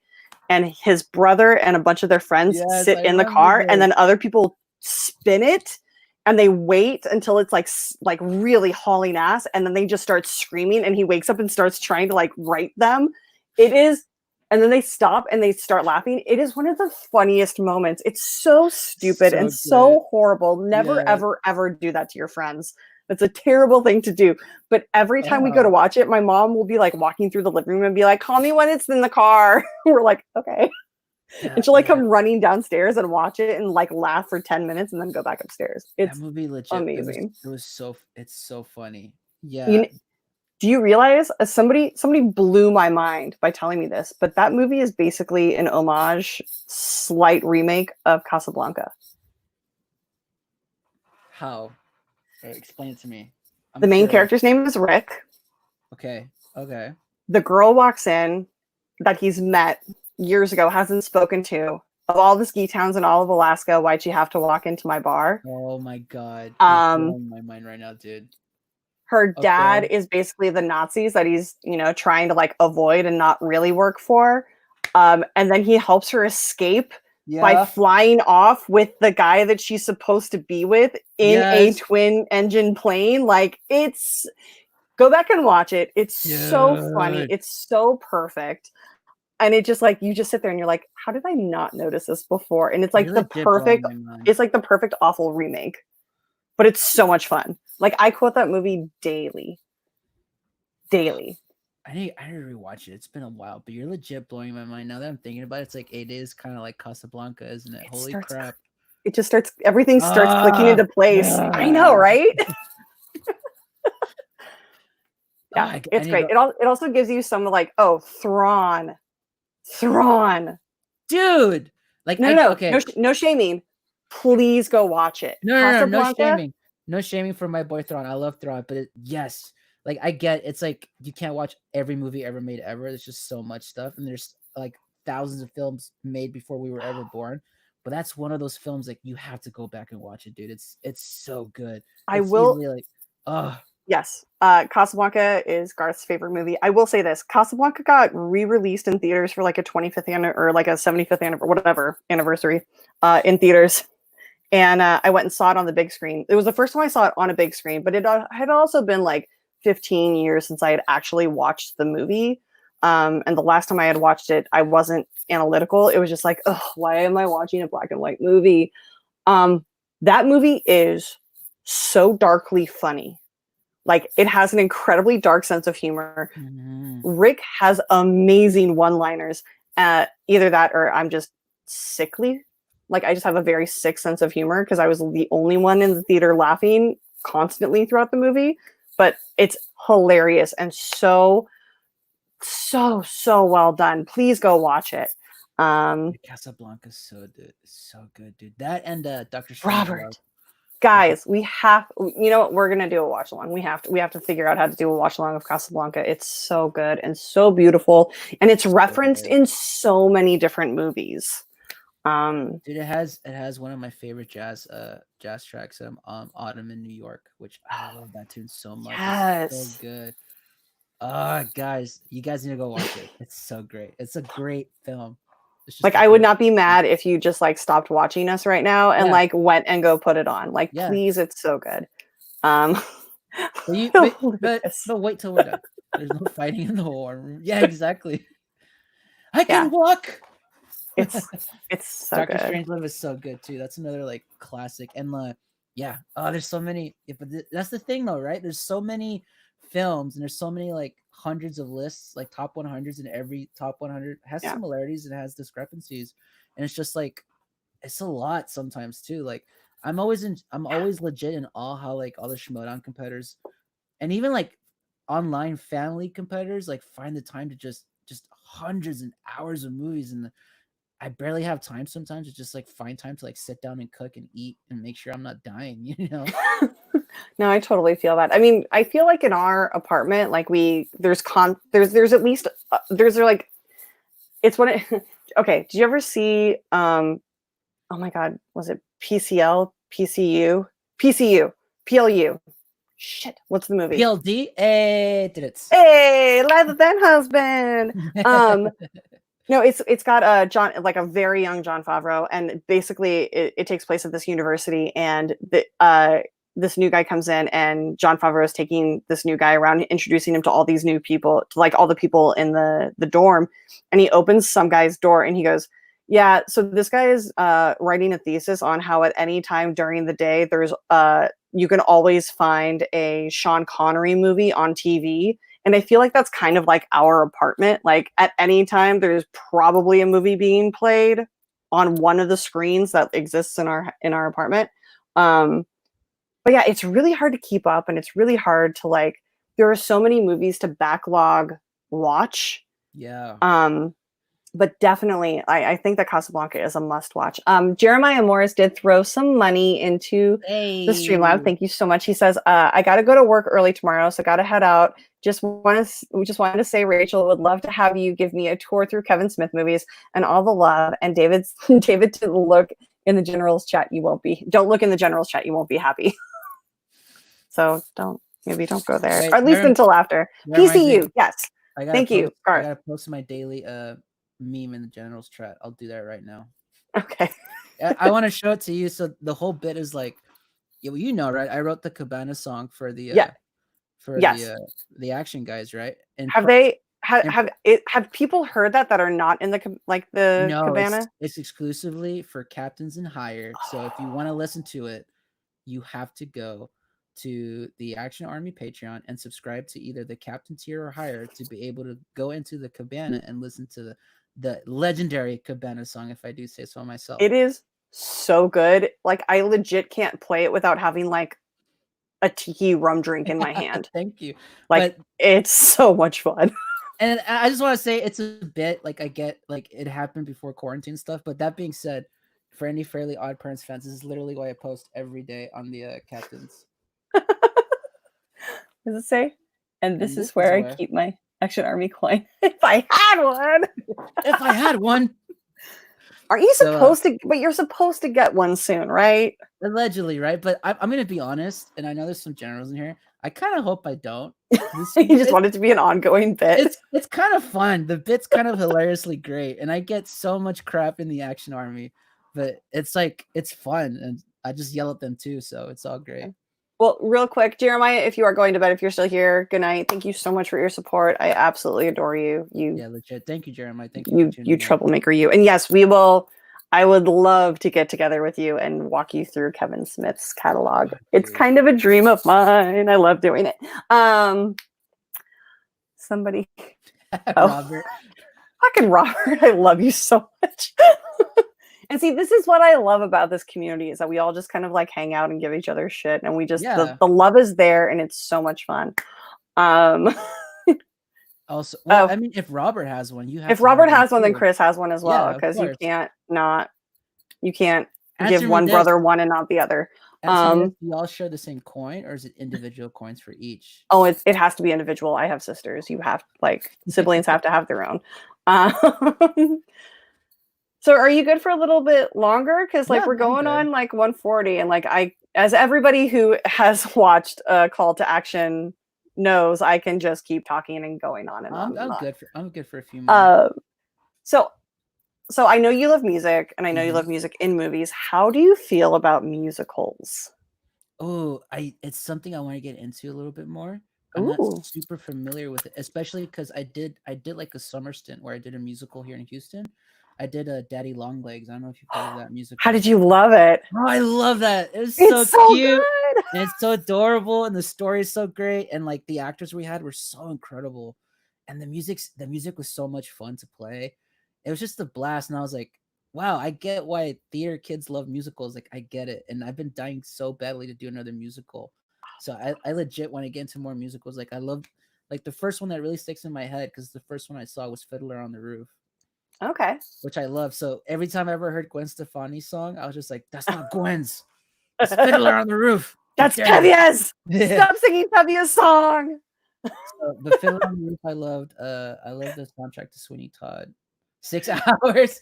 Danny, I don't think we're going that far. I mean, maybe one day. Maybe y'all get the girls on and we can have a girls movie music talk, which I'm sure we will do. But maybe not tonight. They're cool because you can participate. I mean, it's true. Yeah. To be fair, those were the first basically watch-alongs that existed in cinematic history. Rocky Horror started the first sing-along. Which have you ever been to a Rocky Midnight showing? No, I need to go one though. When this is all over, there's a theater in Houston that I'm going to for sure. I'm so excited for the Rocky watch-alongs to start, because I feel like, first of all, they're just the most amazing thing ever. If you've seen Perks of Being a Wallflower, that is one of the most apropos and perfect views at what a Rocky Horror experience is. It is fun and silly and stupid, and people are scared. The new people that go are virgins, and you get to treat them. It's wacky and crazy, and there's a script that you learn, and then by your third time, you know it by heart, and you're helping the virgins along. Yep, virgin. It's so much fun, and it's just you dress up in drag and just have so much fun with it. It's the best. It's not my favorite musical. It is the most entertaining watch along, though. I will say that. I've never been to a Rocky Horror one, but I did a couple years back, went to a midnight screening of The Room. Oh, and that I didn't know. I knew it was a thing, but I didn't know how much of it was a thing. And it was so much fun, and I totally recommend anybody to go do it. And I want to do it again so badly, because it's people throwing spoons every time. Well, if you know, you know, right? People throwing spoons, running up to certain scenes and be like, "Hey, Tommy, over here, Tommy." It's great. But yeah, I need to do that. For sure, Rocky Horror is on the list of midnight screenings. There was a theater in my hometown that was doing them off and on, and then one of them decided it was the swanky new one. It was it it was one of the first ones in our area that were doing like, it wasn't a chain, but they were doing like dine-in movies where you could like order these really great meals and like eat at your seat. And at night during the summer, they would turn into like cult classic movies at like midnight. And so I went to, and every single one was like a quote along or a sing along. And I remember going to Fight Club and like, I was like, these are my people. Like, this is exactly what I love. This is why I love movies. And I think it was like 16 or 17. And it was like the most fun. Like there's just something about it. It's like going to a concert. It's like, those are your people. Like they're there for the same exact reason. Everybody shares that same love. What was it? Conversation at Denny's after was all Kevin Smith. I mean, yeah, to be fair, that's what happens. Oh God, I love that. So you haven't seen musicals a lot? I haven't seen a lot, no. Especially like live, unfortunately. I just haven't, like, every time, like for example, like when Book of Mormon was here, I was like in the middle of my grad studies and I was so disappointed. And then it was gonna come here, and then everything happened the way it happened. Like same thing happened when Wicked came out, and I just haven't had. Every time musicals are around, I'm like, I gotta go see it. I've just been busy, unfortunately. I did get to go see Lion King the musical on Broadway, and that literally brought tears to my eyes. It was so good. I can't watch that show anymore because it's so beautiful and so moving. For those of you who haven't seen it, I don't want to ruin it, but the opening number of Circle of Life. Legit. I was like, all right, let's see what this is about. Literally, like the first like 10 measures, I'm like, oh my God. Oh, and then I have sisters. I have two tiny sisters, and the more emotional one, it was like right next to me. We just look at each other. We're both just drenched in tears, and we're like, we're in for it. It's like, yep, this is Circle of Life. It is so beautiful, and like fucking Julie Taymor, who is the woman who directed and created like the concept of the costumes. Like, bow down at the altar that is Julie Taymor. She is legit so good. Amazing. The puppetry in it too. The actor they have to do the puppet, and but you forget about like it's so good that like you don't know when it happens, but you stop seeing the actor and you just are staring at the puppets. Yes, and somehow they're emoting. Like there are some of the masks like actually like do have facial features that adjust. But Scar and Mufasa and Simba are just masks and they don't move. And for some reason, it has emotion through them. And it's just the most beautiful show. It's so stunning. It's so good. Yeah, it's breathtaking. Oh, dude, yes. The beginning and the aisles is like, it's the circle. And you're just like, and then the lights turn on and you just see everything. I'm just like, oh, God. Oh no! Oh my gosh! I love good. Dude. I love that you brought up the dark musicals of Little Shop of Horrors and Sweeney Todd and Wicked. I don't really count as a dark musical. Like I think that the book is darker than the musical. I think the musical just takes this really dark and really important subject and throws green glitter at it. I do love the music from Sweeney Todd. It's a musical. Like I was first introduced to it as the movie. Yeah, and I like the movie, but I know, being like the musical nerd that I am, I would love it more seeing it live and performed by actual musical actors, Broadway actors. Yeah, actual people who can actually sing. No offense to like everybody on that film, but I mean, let's be honest. Like I have a bunch of music friends that don't like Les Mis the movie for the same reason. Nor should they like that movie. Everyone agrees, like brilliantly acted. The singing in it is terrible from everybody. Well, let me clarify. Most of the singing. My singer friends, like actual like opera singers, people I know who actually studied opera and do all that stuff, hate Les Mis the movie. Well, mainly because of Crow. No, like I'll tell you this too. They also don't like Anne Hathaway in that movie. She acts the fuck out of that song. I Dreamed a Dream is one of the most emotional songs that any singer can perform. And it is so raw and so sad and just so heart-wrenching. and she didn't perform it as a singer, she performed it as an As an actress. actor. That's And what it is yeah. so well done in that aspect. She sings it well. It's good. It's not great. Like No. I've heard it sung better, obviously, but she did act the crap out of that But scene. It is heartbreaking. Yeah, that's the main gripe my singer friends have. They're like, "Oh, it's because she's crying, so her vocal cords are all changed." I'm just like, "Yeah, but it's I get it, but it's raw. Yeah, and it's not supposed to be a pretty song. Yeah, it's a movie too. Like it's not just like here's the music, ha. It's like it's supposed to emote some kind of emotion too. Well, I mean, it's not terrible. I mean, they could have like prettied it up and done what they did with Moulin Rouge and like just vocal recorded everything and then had them perform and like slap the vocals over it and like it's fine. I love Moulin Rouge, but none of that singing is live, at all. But her song was, and that is a huge testament. Amanda is not my Cosette at all. It's not pretty. I mean, I love Amanda's voice, but no. But they did nail it down with a few of the casting. I mean, you can cast Hugh Jackman in any musical, and I will be the happiest person ever because he is that good. Yeah. Who else? The girl who played Eponine was fantastic, but she's also a Broadway kid. Mm-hmm. Eddie Redmayne was not terrible. No, but he also wasn't the best. Yes, Samantha Parks is amazing. No way, I love that Les Mis was fresh in that scene rather than yes, exactly. I agree. I personally agree with Ron. Like for me, being a movie fan, I was like, yeah, I'm into it. Sounded like Kermit the Frog. PLD. First of all, don't you dare put down Kermit like that. How dare you? Kermit sings so many amazing songs. Somebody else had something to say, and it was so funny. That's the thing. They're actually acting. They're singing.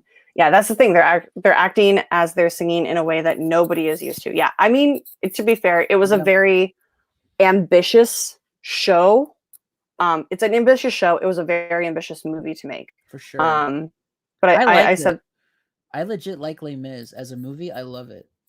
Obviously it's not a perfect musical to movie adaptation, and obviously because of Russell Crowe and all that, blah blah blah blah blah. But Hugh Jackman in it is amazing. That's when I was like, oh, that's right. Hugh Jackman comes from a musical background. He's so legit.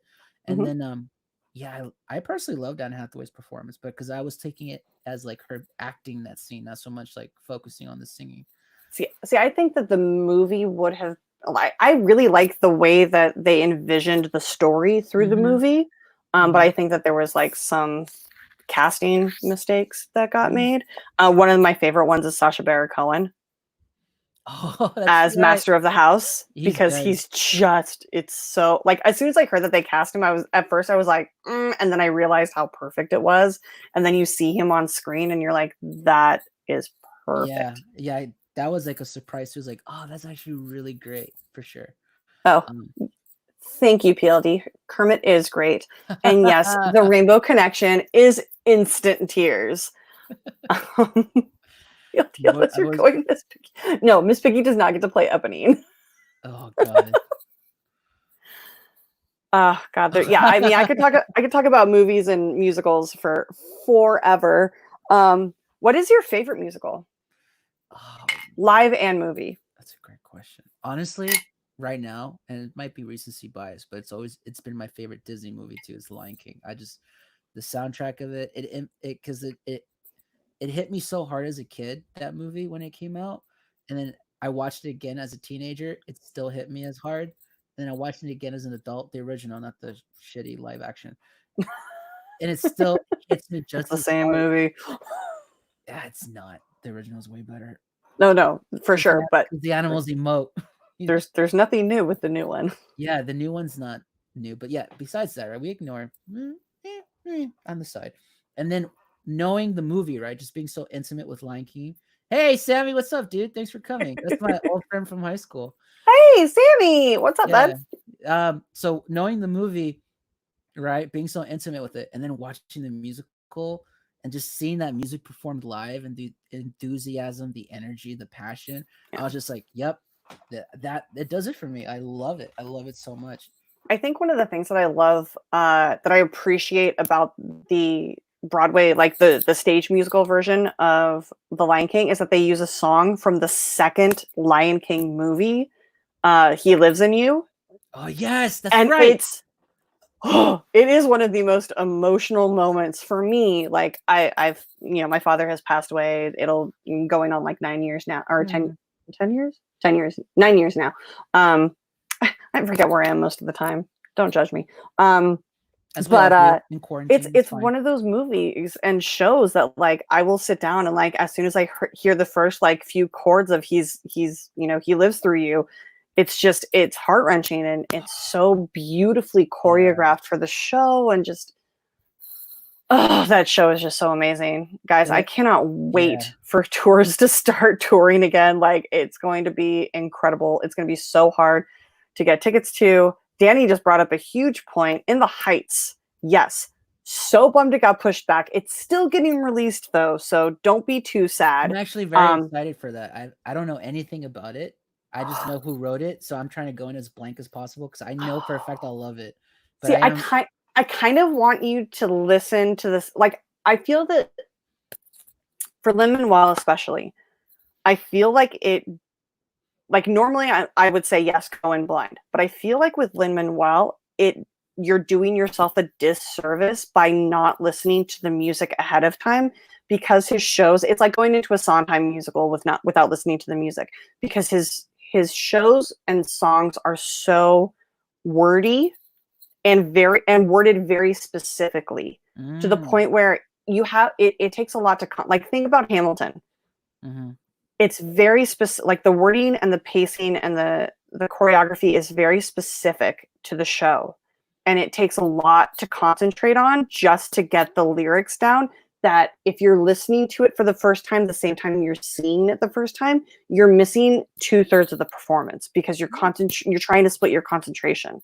So I feel like, especially within the Heights, because it was his first like baby and he put so much into it that I think that I would advise to listen to the cast recording before you go and watch the movie, because I think that you'll be able to enjoy it more because you'll be able to see the movie and not just concentrate on listening to it because there's so much going on. I get you. Okay. You know what? That sounds fair. I'll probably do that then for sure. Plus, like, it's a good bop. Like, it's so much fun. His music is so lively. It's so good. It's the best. I'm all about the bops, baby. Oh yeah, Lin-Manuel is one of the best human beings on earth for sure. Oh my god, if I ever got to meet him, it would just be no Thrawn. You contrarian, you. Ever the anarchist, our Thrawn. Oh yeah, that's true. Assuming Hamilton is getting the theatrical treatment next year, 2021 will be Lynn's year. Now I've heard that it's not getting.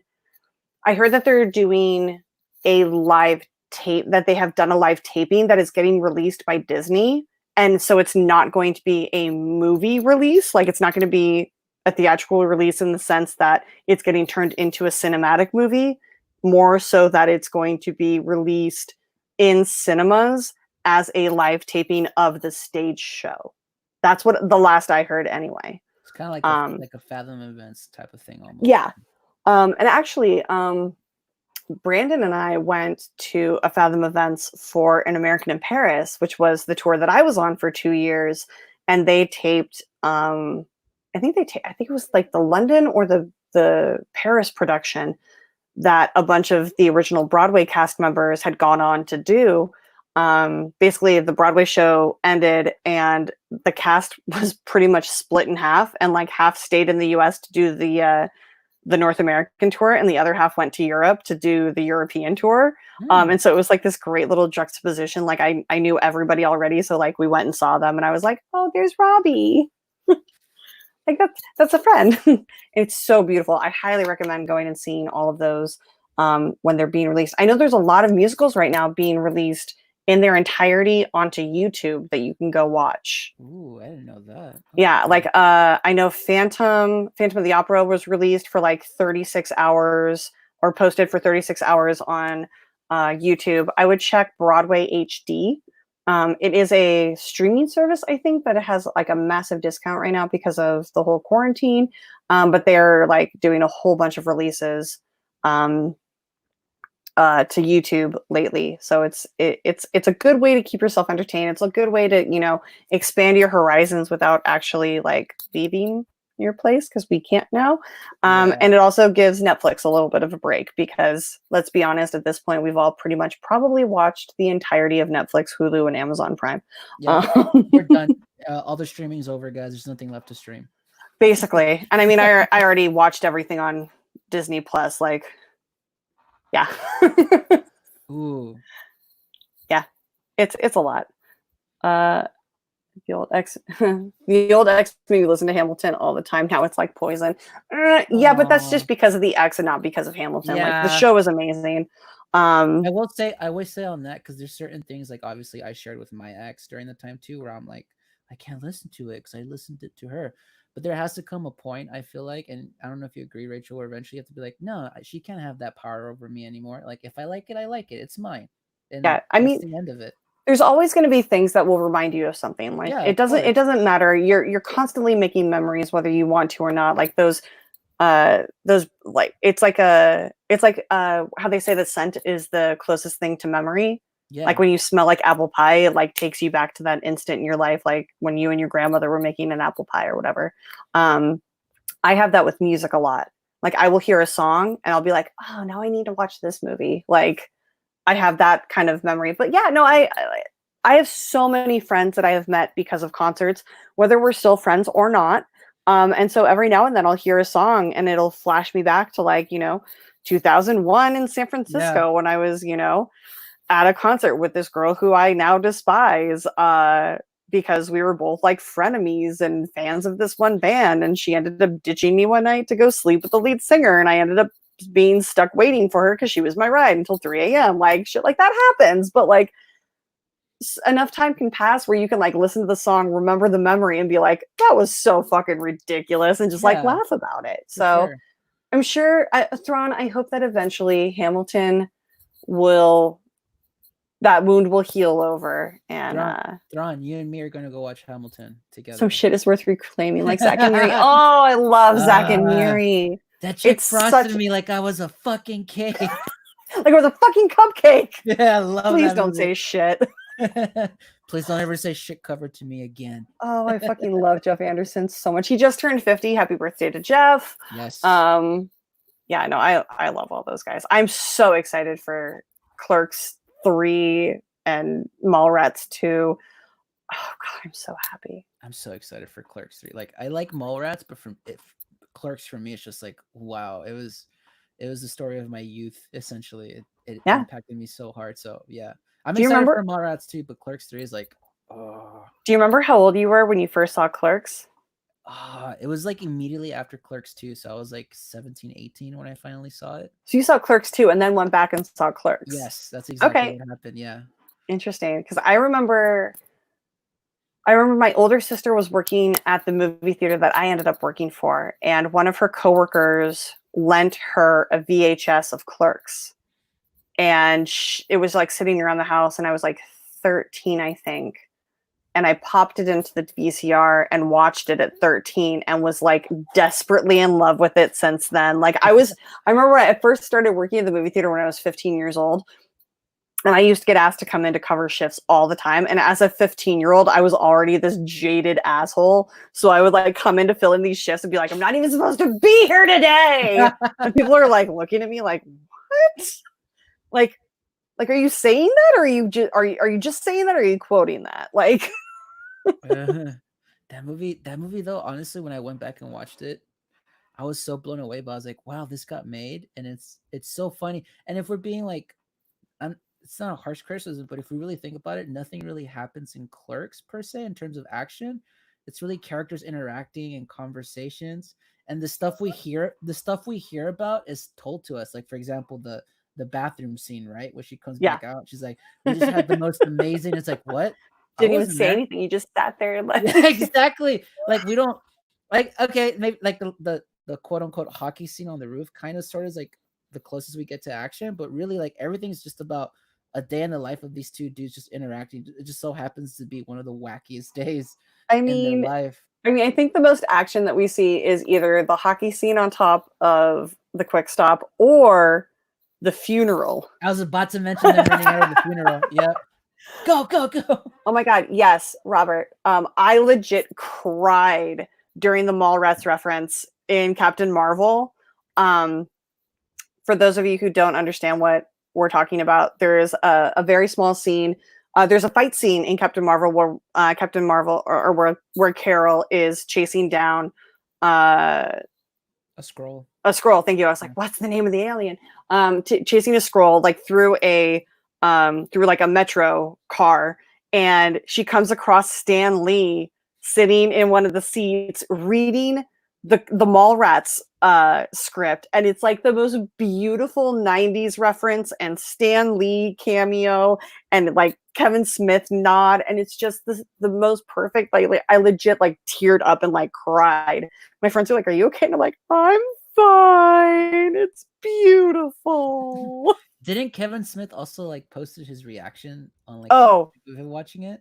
And he he was like legit like like blubbery mess too. yeah. I mean, that's why I love Kevin Smith. love He Kevin wears Smith. his heart on his hockey Yeah, sleeve, like yeah. legit.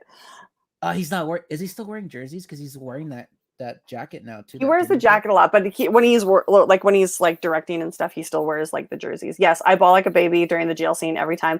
Honestly, as moving as yes, as moving as the scene is between Randall and Dante, I think one of the most offhanded, sweet things that has ever happened in a Kevin Smith movie is the offhanded comment that Kelly makes when they're in the jail, and he just goes, "I miss my donkey." it's so real and like heartfelt. Like, but you're like, oh, you miss a donkey that you have sex with. That's yeah, really weird, but it's so sweet and personal and heartfelt that I'm always like, oh, hug.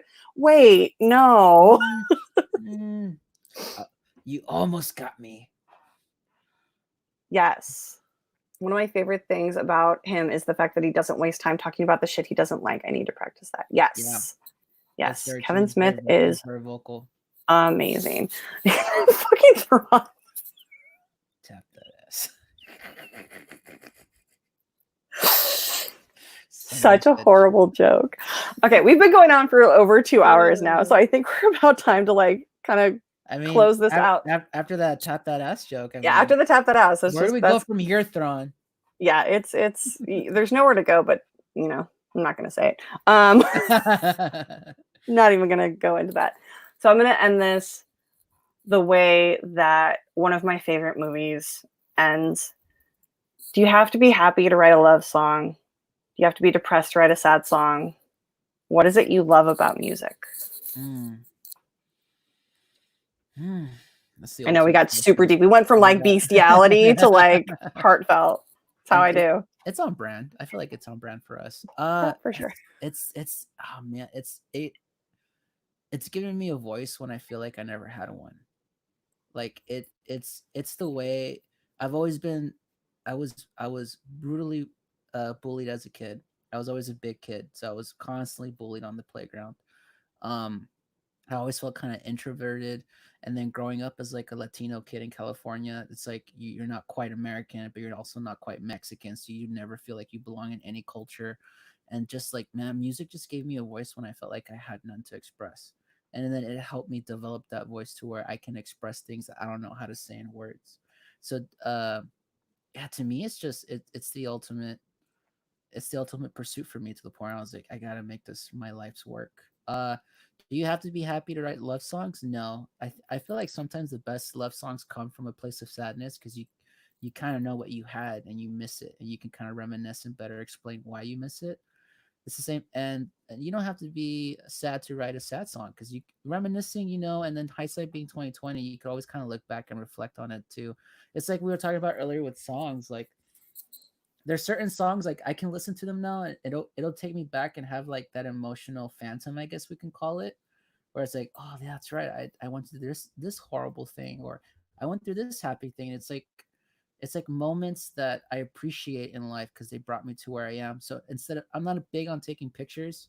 I have songs like I have records of like, oh, that year was this record that meant the most to me, and this year it was this particular album that meant the most to me, or this year it was this particular song. Or if you're a jazz guy, there's like a million different renditions of a jazz tune, but there's always like that one jazz tune,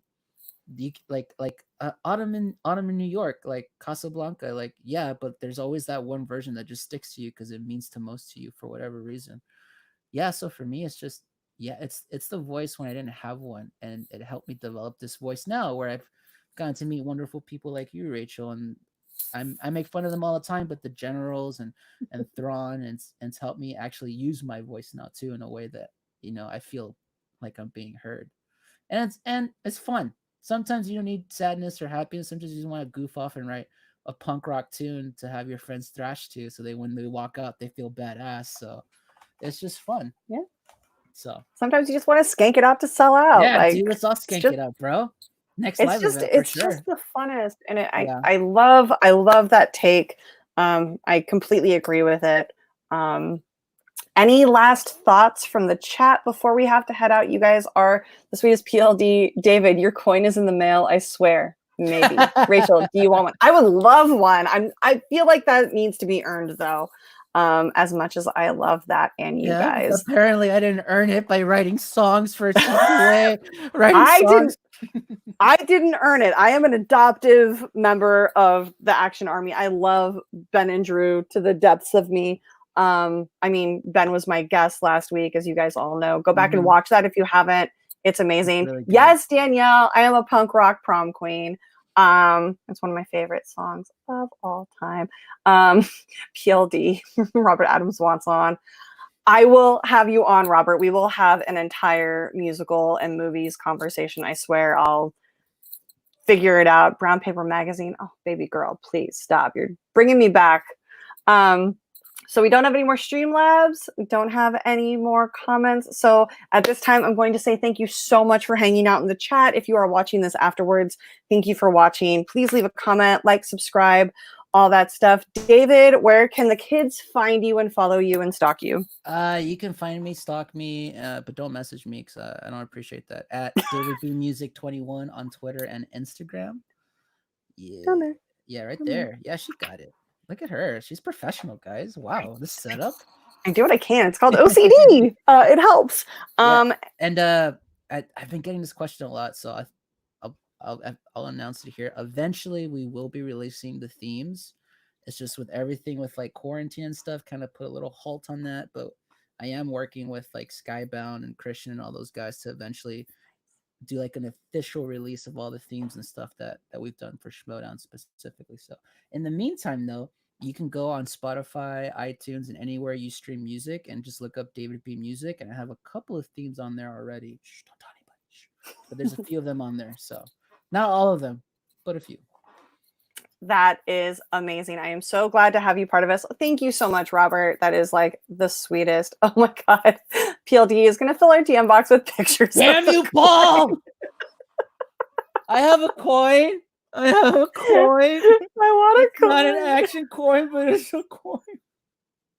Just let me pet it. I feel better.